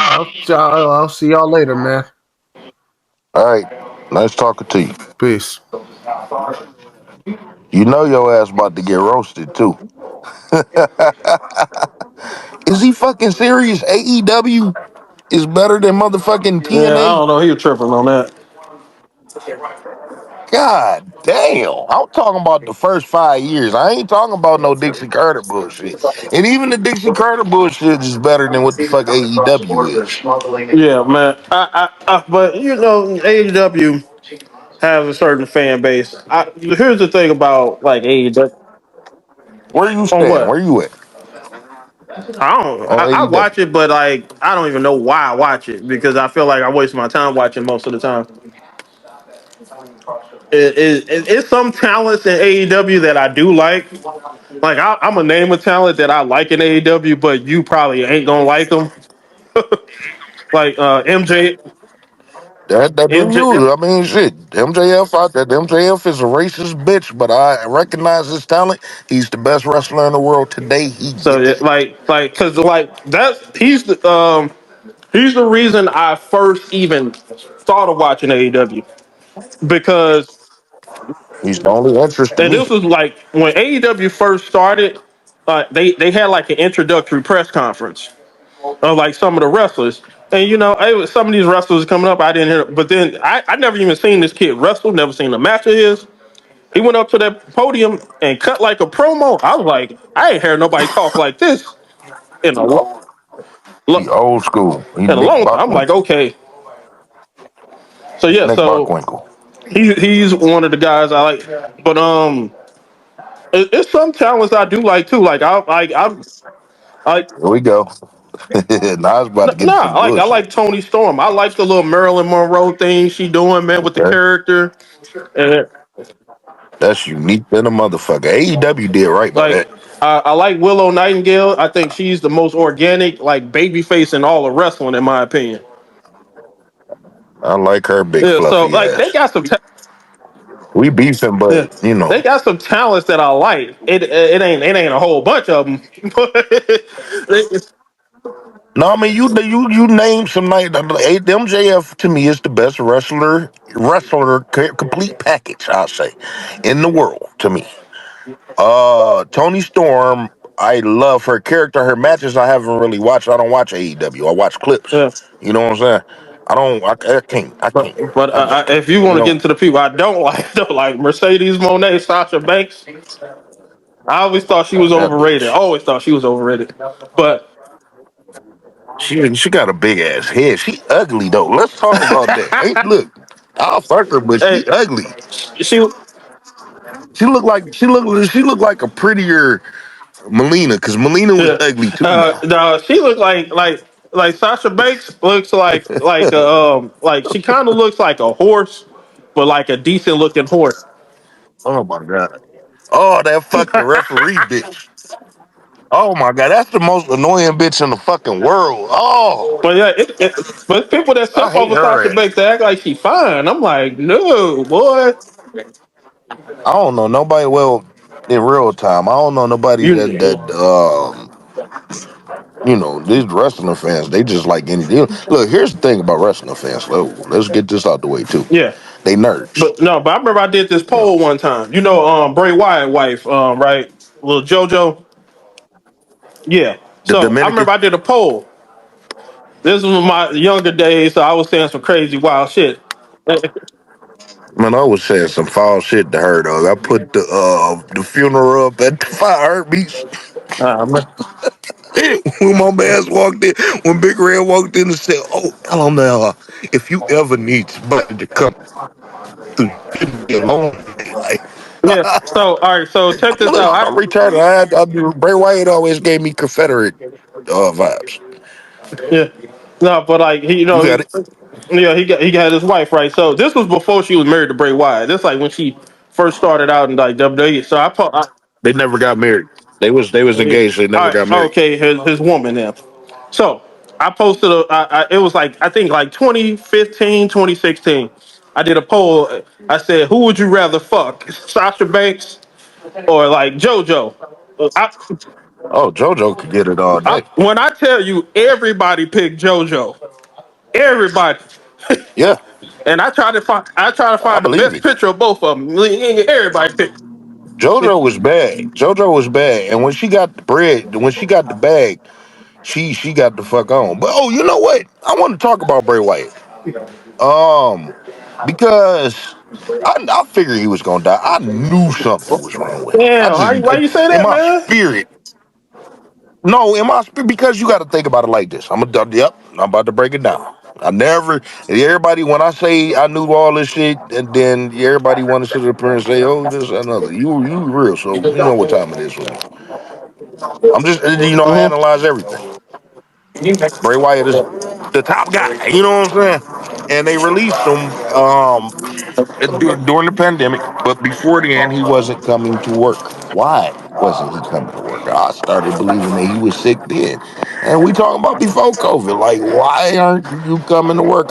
You can't tell me that Luke Harper, if Luke Harper died and it made you sad like that, then y'all was gay.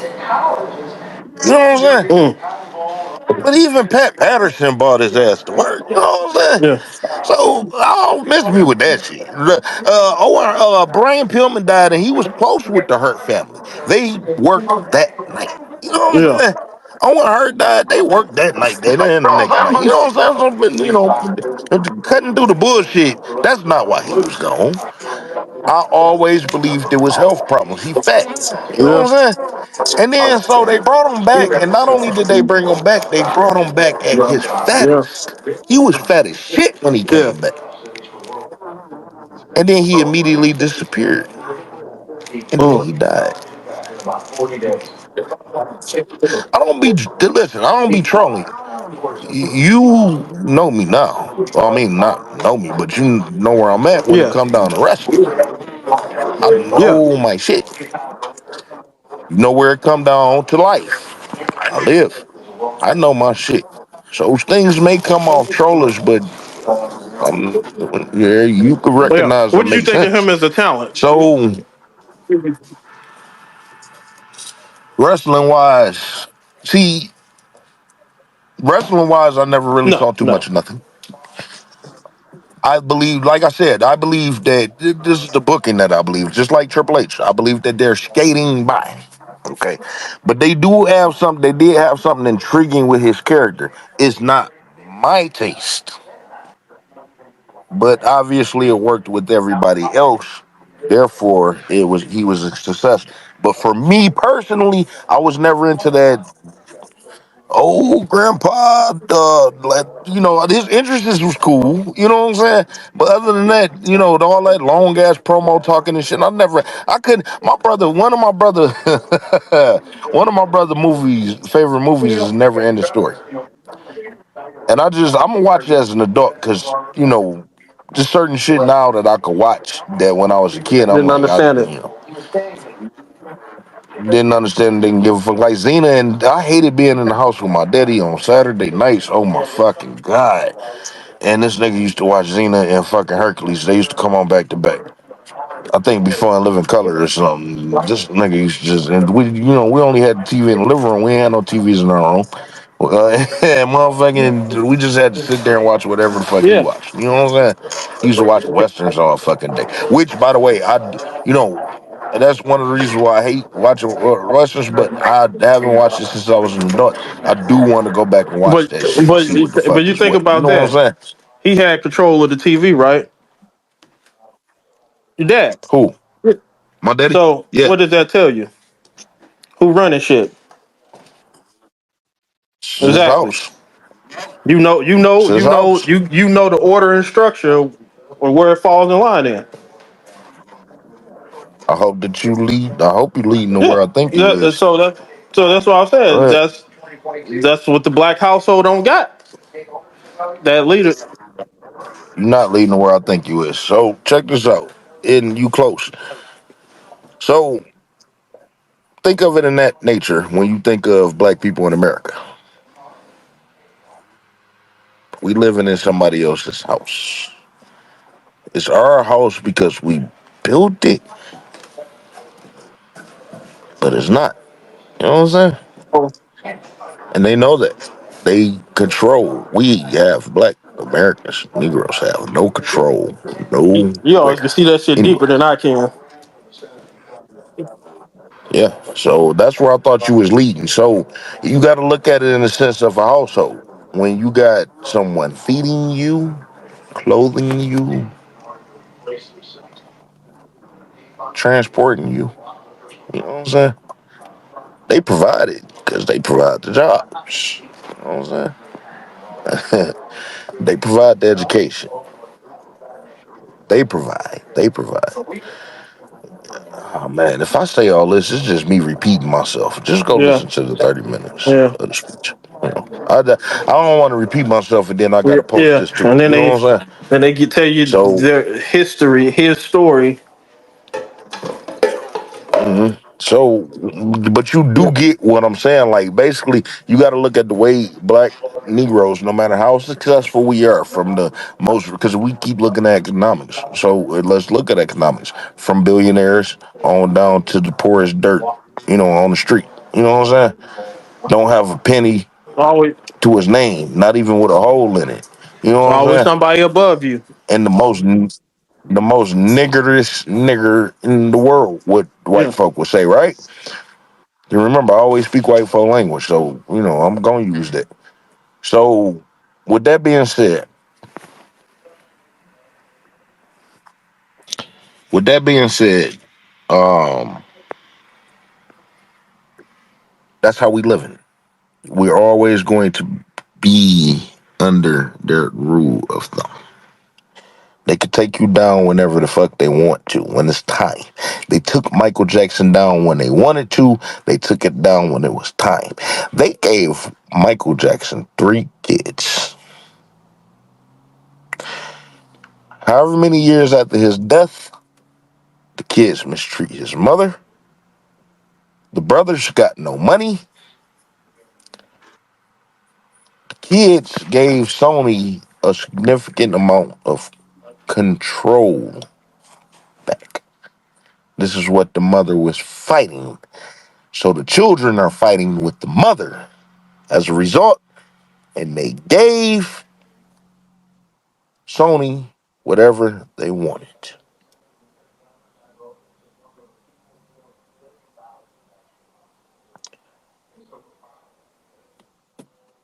So we stuck in a place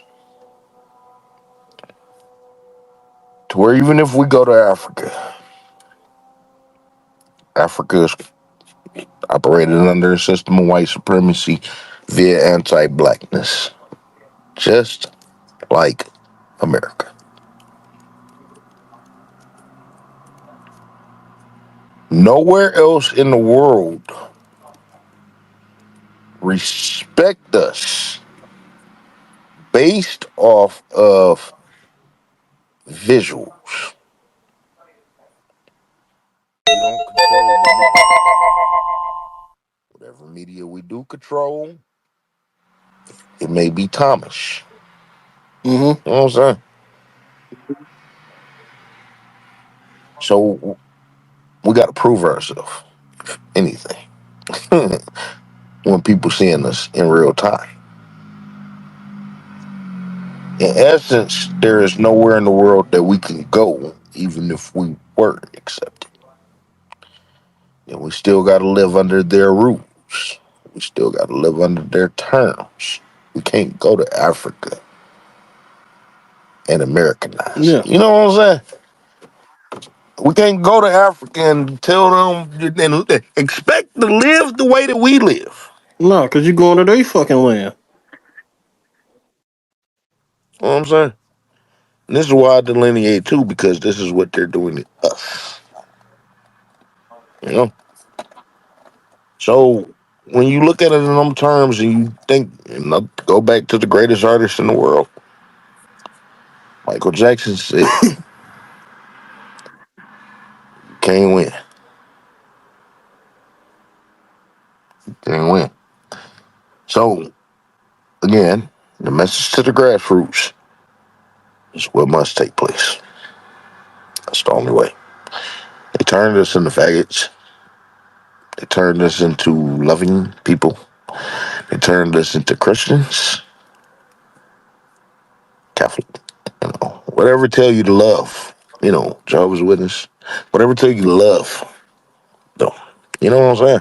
Muslims don't tell you to love people. You know what I'm saying? Love one another. Love yourself and love one another. So, and I'm not a Muslim. Religion right now. We're gonna talk later. But that's all I got to say. So you heard the song that I played in the beginning, Temptations. Yeah. Um, what's the Runaway Child, Running Wild? You could hear another song from them, The Ball of Confusion.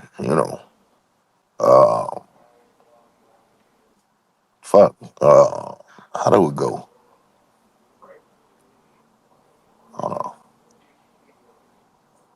Oh shit! Hold on.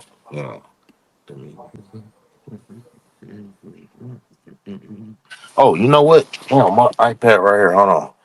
Oh, it's dead. God damn it. Oh, people moving up. People moving in. Why? Because of the color of the skin. Run, run, run, but you sure can't hide. An eye for an eye, a tooth for a tooth. Vote for me and I'll set you free. Rap on, brother. Rap on. The only person talking about love, my brother, is the preacher. And it seems that nobody's interested in learning but the teacher. Hold on one second. Let me pull these lyrics up because it's a reason why I'm going through all this shit, right? And I'm not gonna sing it. But I'm going through these lyrics because this shit keep hitting me.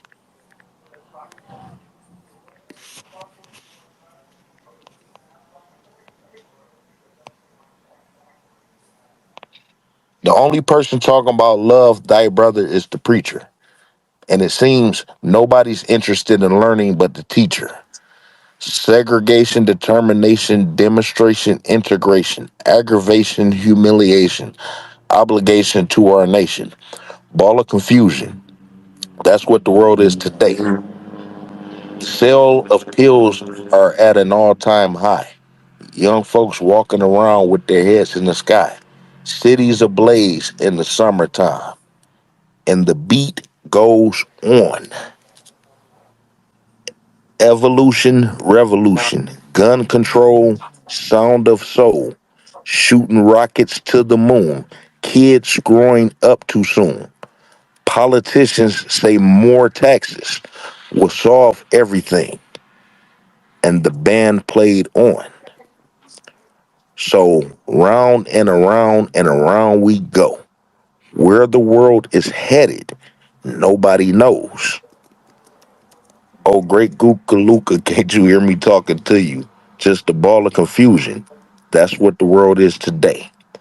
Fear in the air, tension everywhere, unemployment rising fast. The Beatles' new record of gas. I guess Beatles new this unemployment is rising faster than the Beatles sales. You know what I'm Yeah. saying? And the only safe place to live is on an Indian reservation. And the band played on. Oh my God, you don't hear shit about the Indians, right? Man, I get in the conversation about them how they got fucked over, man. Boy, Yeah. and I do want to. I do. You know what? Let me finish this. And I do want to get in that. So, but yeah, eve of destruction, tax deduction, city inspectors, bill collectors, mod closed in the. Ooh shit.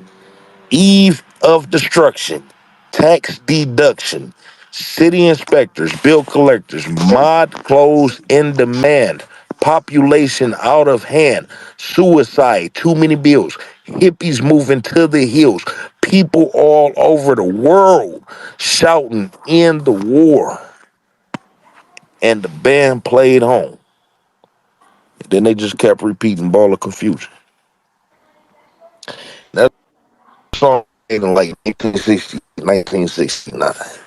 The essence is just a cycle. You know, a lot of people get exposed to Malcolm X, you know, who spoke through the Honorable Elijah Muhammad. He'd never get that credit. And it's the same shit. The exact same shit. Same shit, 60 different years later. toilet. Same shit, different toilet. And actually, because it might be the same toilet, because the toilet is white.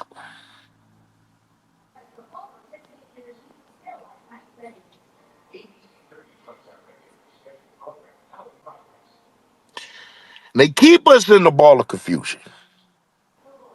And we could take this song and listen to the beat and take it for what it is, but we can't do anything about it.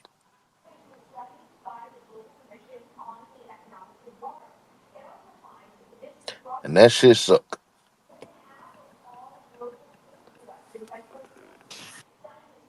They got it to where we can't have no choice but to look out for ourselves as individuals. Do nothing but look out for ourselves as individuals.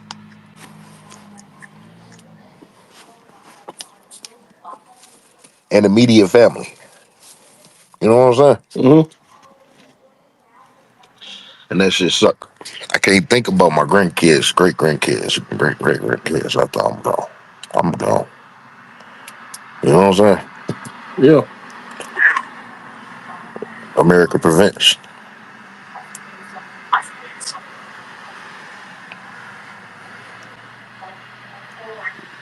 We probably more enslaved than we was on the when we was on the plantation. Malcolm and possibly the Honorable Elijah Muhammad said half freedoms are better than no freedoms at all. I want to find if they got it on record the suicide rates when we were in chains. I guarantee you it was much less than today. I bet you it was much less than over the last 70 years.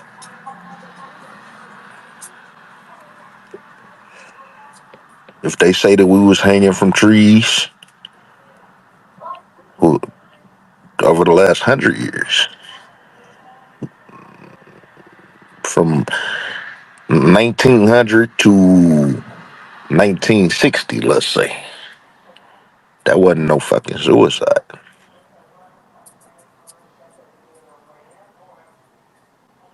You know what I'm saying? Yeah. So when you got people, black people, that say you got these opportunities, and we do. Okay, I'm not a failure in life. I got a great job, great home, family great. Two income household, three cars. Whatever. You know what I'm saying? I work hard and I help out as much as I can, but I'm not able to do it in a stable place. One, you know what I'm saying? I can't go down the street and open up a medical center on my corner.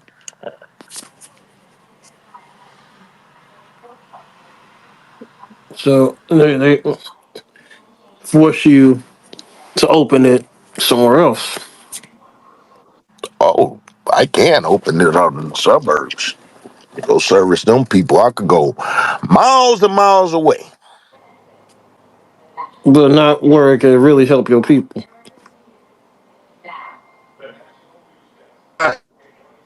Grocery stores in Detroit that service bad meat and fruits at much higher cost than Walmart, which serves fresh food and meats. Okay, me as a young black American Negro can go out there. You know what I'm saying? I've lived out there. You know what I'm saying? I could do that. Get in my car and go. It's not far. Driving distance. We got a lot of young kids under 18. We got a lot of elders. It's not able. You know what I'm saying? Who may not have family. You know what I'm saying? Friends died off and shit. So they have no choice but to walk or take an Uber or whatever to these very local grocery stores that service them junk at higher prices. The gas in the city is 350. The gas in certain suburban areas are 319. You know what I'm saying? Yeah. So it's a system that affects everybody. You know what I'm saying? And access in key areas is not there for Black Americans. It's there for the individuals that are able. But there are people that are not able, and it's not through laziness. You know what I'm saying? It's just not there. Also, ignorance taking place. Way of life taking place. You are a product of your surroundings. So, what do we do? And so, if you are at the grassroots, I am asking for other alternatives. And if anybody could provide it, that's what's up. And I could take it into account. Other than that, I see no other way.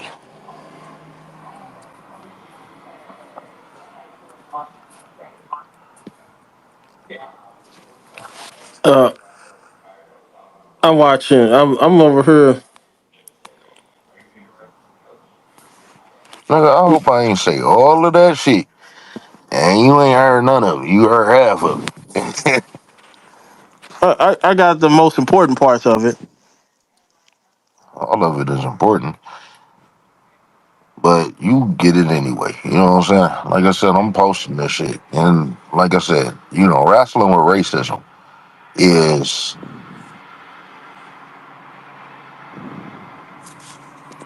viewing it through wrestling. Because like I said, I'm a wrestling fan. And if I gotta face this shit in real life, I shouldn't have to face it in sports. So we already talked about buck breaking. We already talked about images, okay? So buck breaking. When you look at the lack of success of Negroes in wrestling and how they have been presented in wrestling, You would think that black people are less than and weaker than the whites.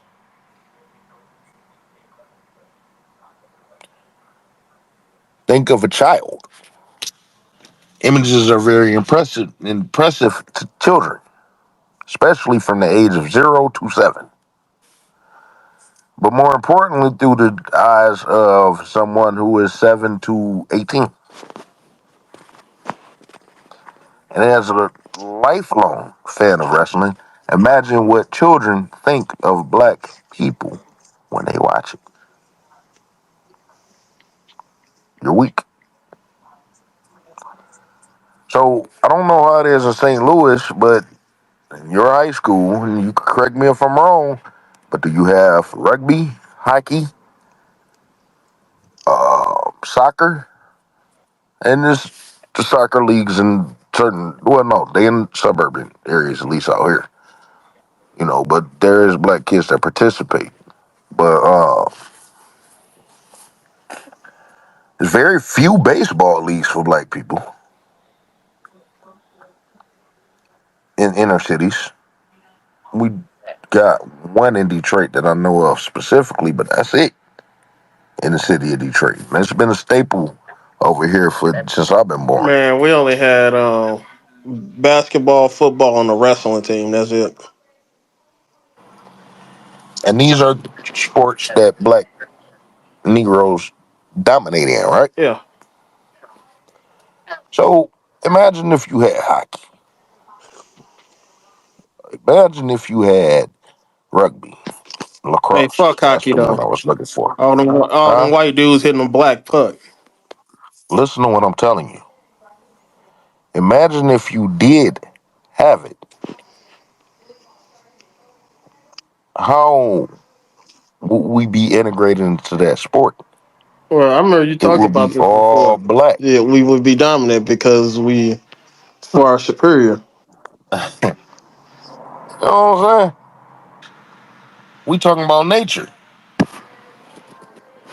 So what they did was they took the interest out of our minds. We don't think to go to those sports because it's not available.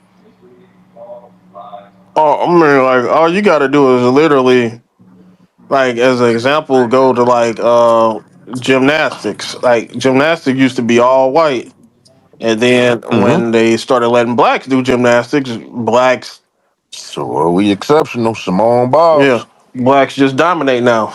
They don't win shit no more. We are exceptional. We've always won in running races. Oh yeah, You know what I'm Jesse saying? Owens.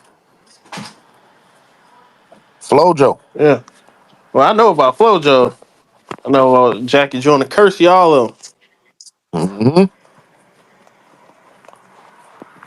Shakara Richardson.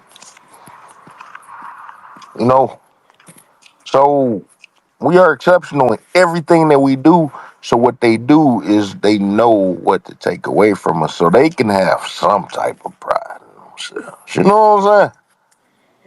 Yeah, So they can have some type of pride in yeah, themselves. yeah. They can have pride in themselves with their hockey. They can have pride in themselves with tennis. And you see what is possible when we got tennis. You know what I'm saying? Arthur Ashe, Venus and Serena Williams are known as the greatest in a white dominated sport. Yeah, and then we had a half Negro melanated guy. Tiger Woods dominated golf. Oh my God. Oh, you know what? That's a shame. You know what I'm saying?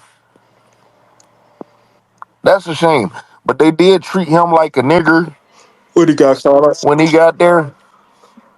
And that faded away quickly when he became pro Asian. Yeah, but they remember he was a nigga again when he got caught up though. Oh, that's for goddamn sure. Got that white girl paid too. Yeah, and all he did was cheat on his wife. Ain't beat no bitch ass or nothing like that. Shit. Every athlete damn near cheat on their wife. Shit, what the fuck? Now, notice Michael Jordan, at the time had the biggest divorce settlement of all time. Yeah, But I don't blame you. Maybe they was always at odds, but this is black people. Maybe they was always at odds, but once them children became adults, okay, whatever, nigga. We can go our separate ways. And they got love for each other today. He gave her $500 million, and he's worth over $1 billion, and they could be friends to this day. yeah, That's love. yeah. They just couldn't be together. You know what I'm saying? But she took care of home. He took care of her, and they good. That's the way it could be. America prevents these relationships. You know what I'm saying? Yeah, and then like yeah, O.J. Simpson back in the day. His first woman, his kids, he was with a black woman before he started messing on them Yep. white girls. See, my thing, this is the way I figure it, and everybody reject it, but you on a different level. Like I said, we just got the same mindset. We do, I believe, on at least on this front. Um, when you get to a certain stature as an individual, you move to certain areas. Of course, you're not gonna stay in the hood. Black flight is a detriment to us. We got so many detriments. Black flight, white flight is not a detriment to white folk because they go together. You know what I'm saying? Black flight, we flight off as individuals. You I know don't what mean to I'm saying? cut you off, man. I'm looking at pictures of OJ's old wife. Man, he had a beautiful sister, boy. Beautiful, Afro, and everything.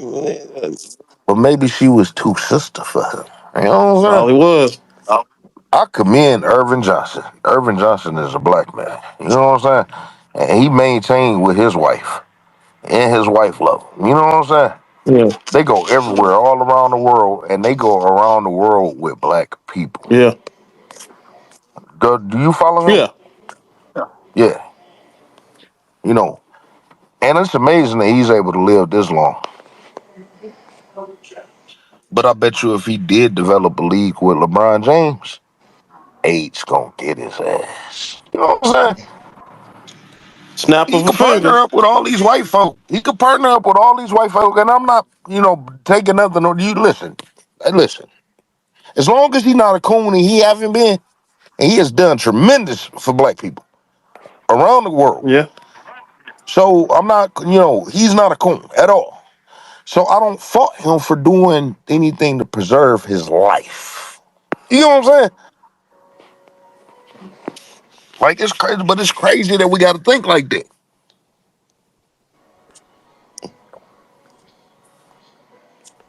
It's on code, and that's the part black people always got to be on code.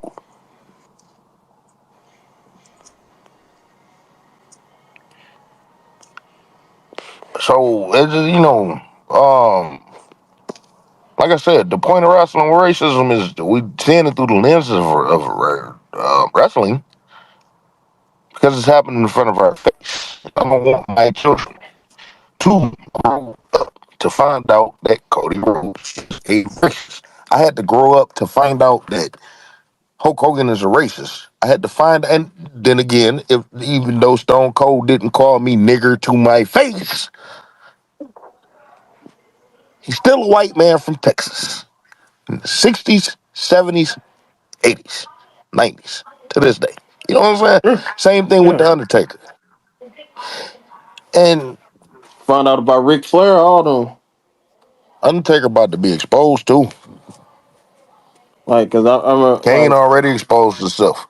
It's these terminologies that even if Donald Trump is the right man for us, it's these terminologies. You gonna fine public schools if they don't abide. You know what I'm saying? yeah, So that's gonna scare these schools anyway. And whether they Republican or Democrat,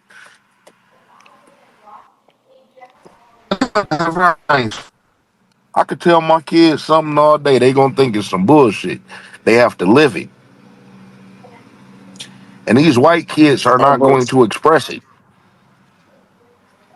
You know what I'm yeah, saying? I mean, These yeah, but I ain't even get you off topic. But we still never went over about the stuff going on with the Undertaker yet. that's where I was leading to. Okay.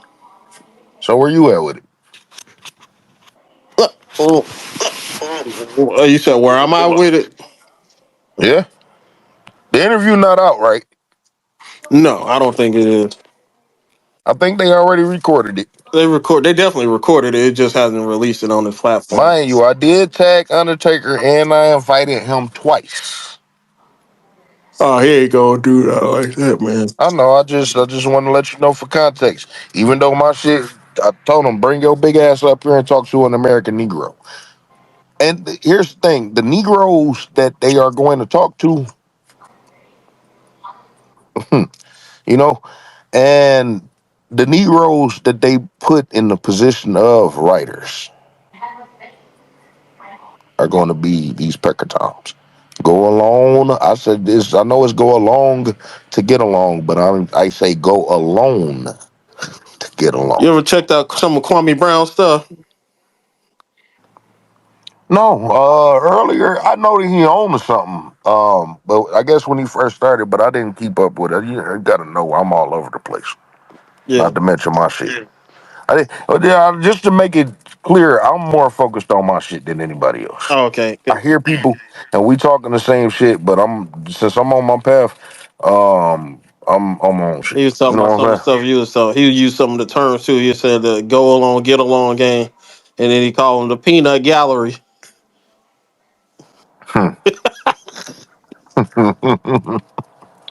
saying? And You he know, would be he'd get on Stephen A. Smith because he'd talk about how Stephen A. Smith be dogging these black athletes all the time, and he don't got the same energy. what the fuck is Stephen A. Smith? What is he?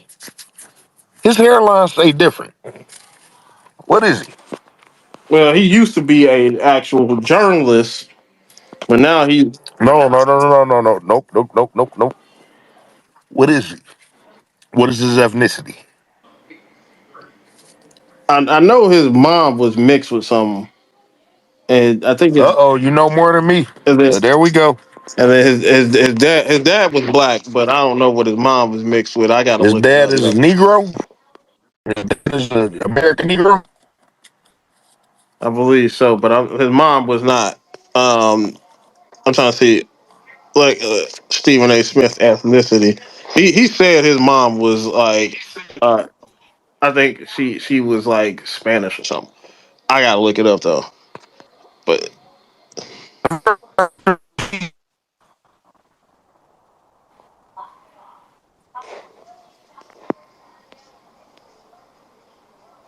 Have you heard of Bird and the Sheep?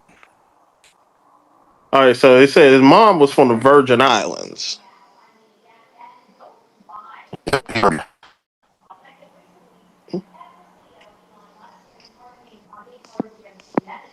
He said Caribbean.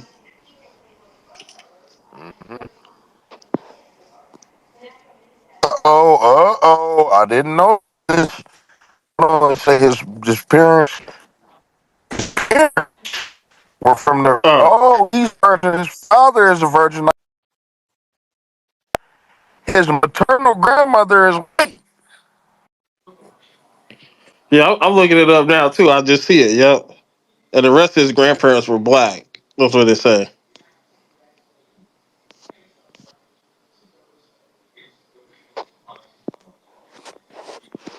Now, are you still there?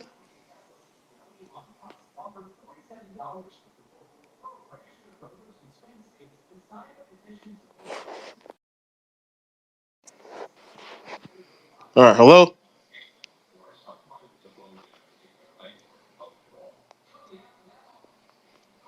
Okay, it said connection issues.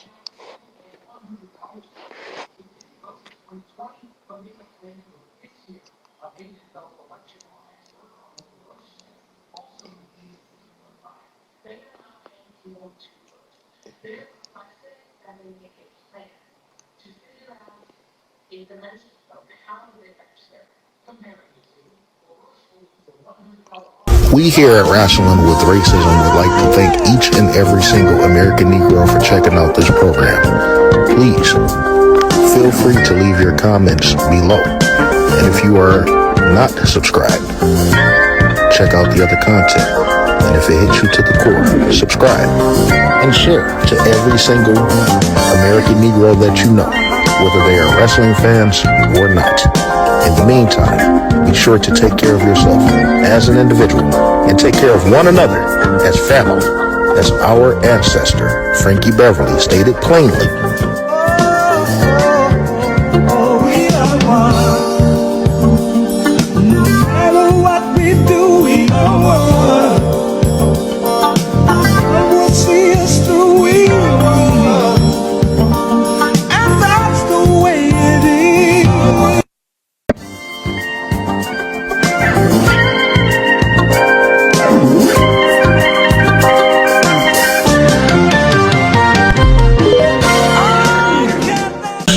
We hope that you enjoyed Rasslin With Racism, and we encourage you all to leave a comment below letting us know what you felt about this particular program and the program overall. And if you are an American Negro and you are not subscribed to Rasslin With Racism, check out the other content. And if it hits you to the core, subscribe and share with every single American Negro that you know, whether they are a wrestling fan or not. You may also check us out and subscribe, follow on YouTube, TikTok, Facebook, Instagram, Fanbase, and at Non-Crackers at Al on Twitter X for more white truths. Thank you for tuning in and have a great week.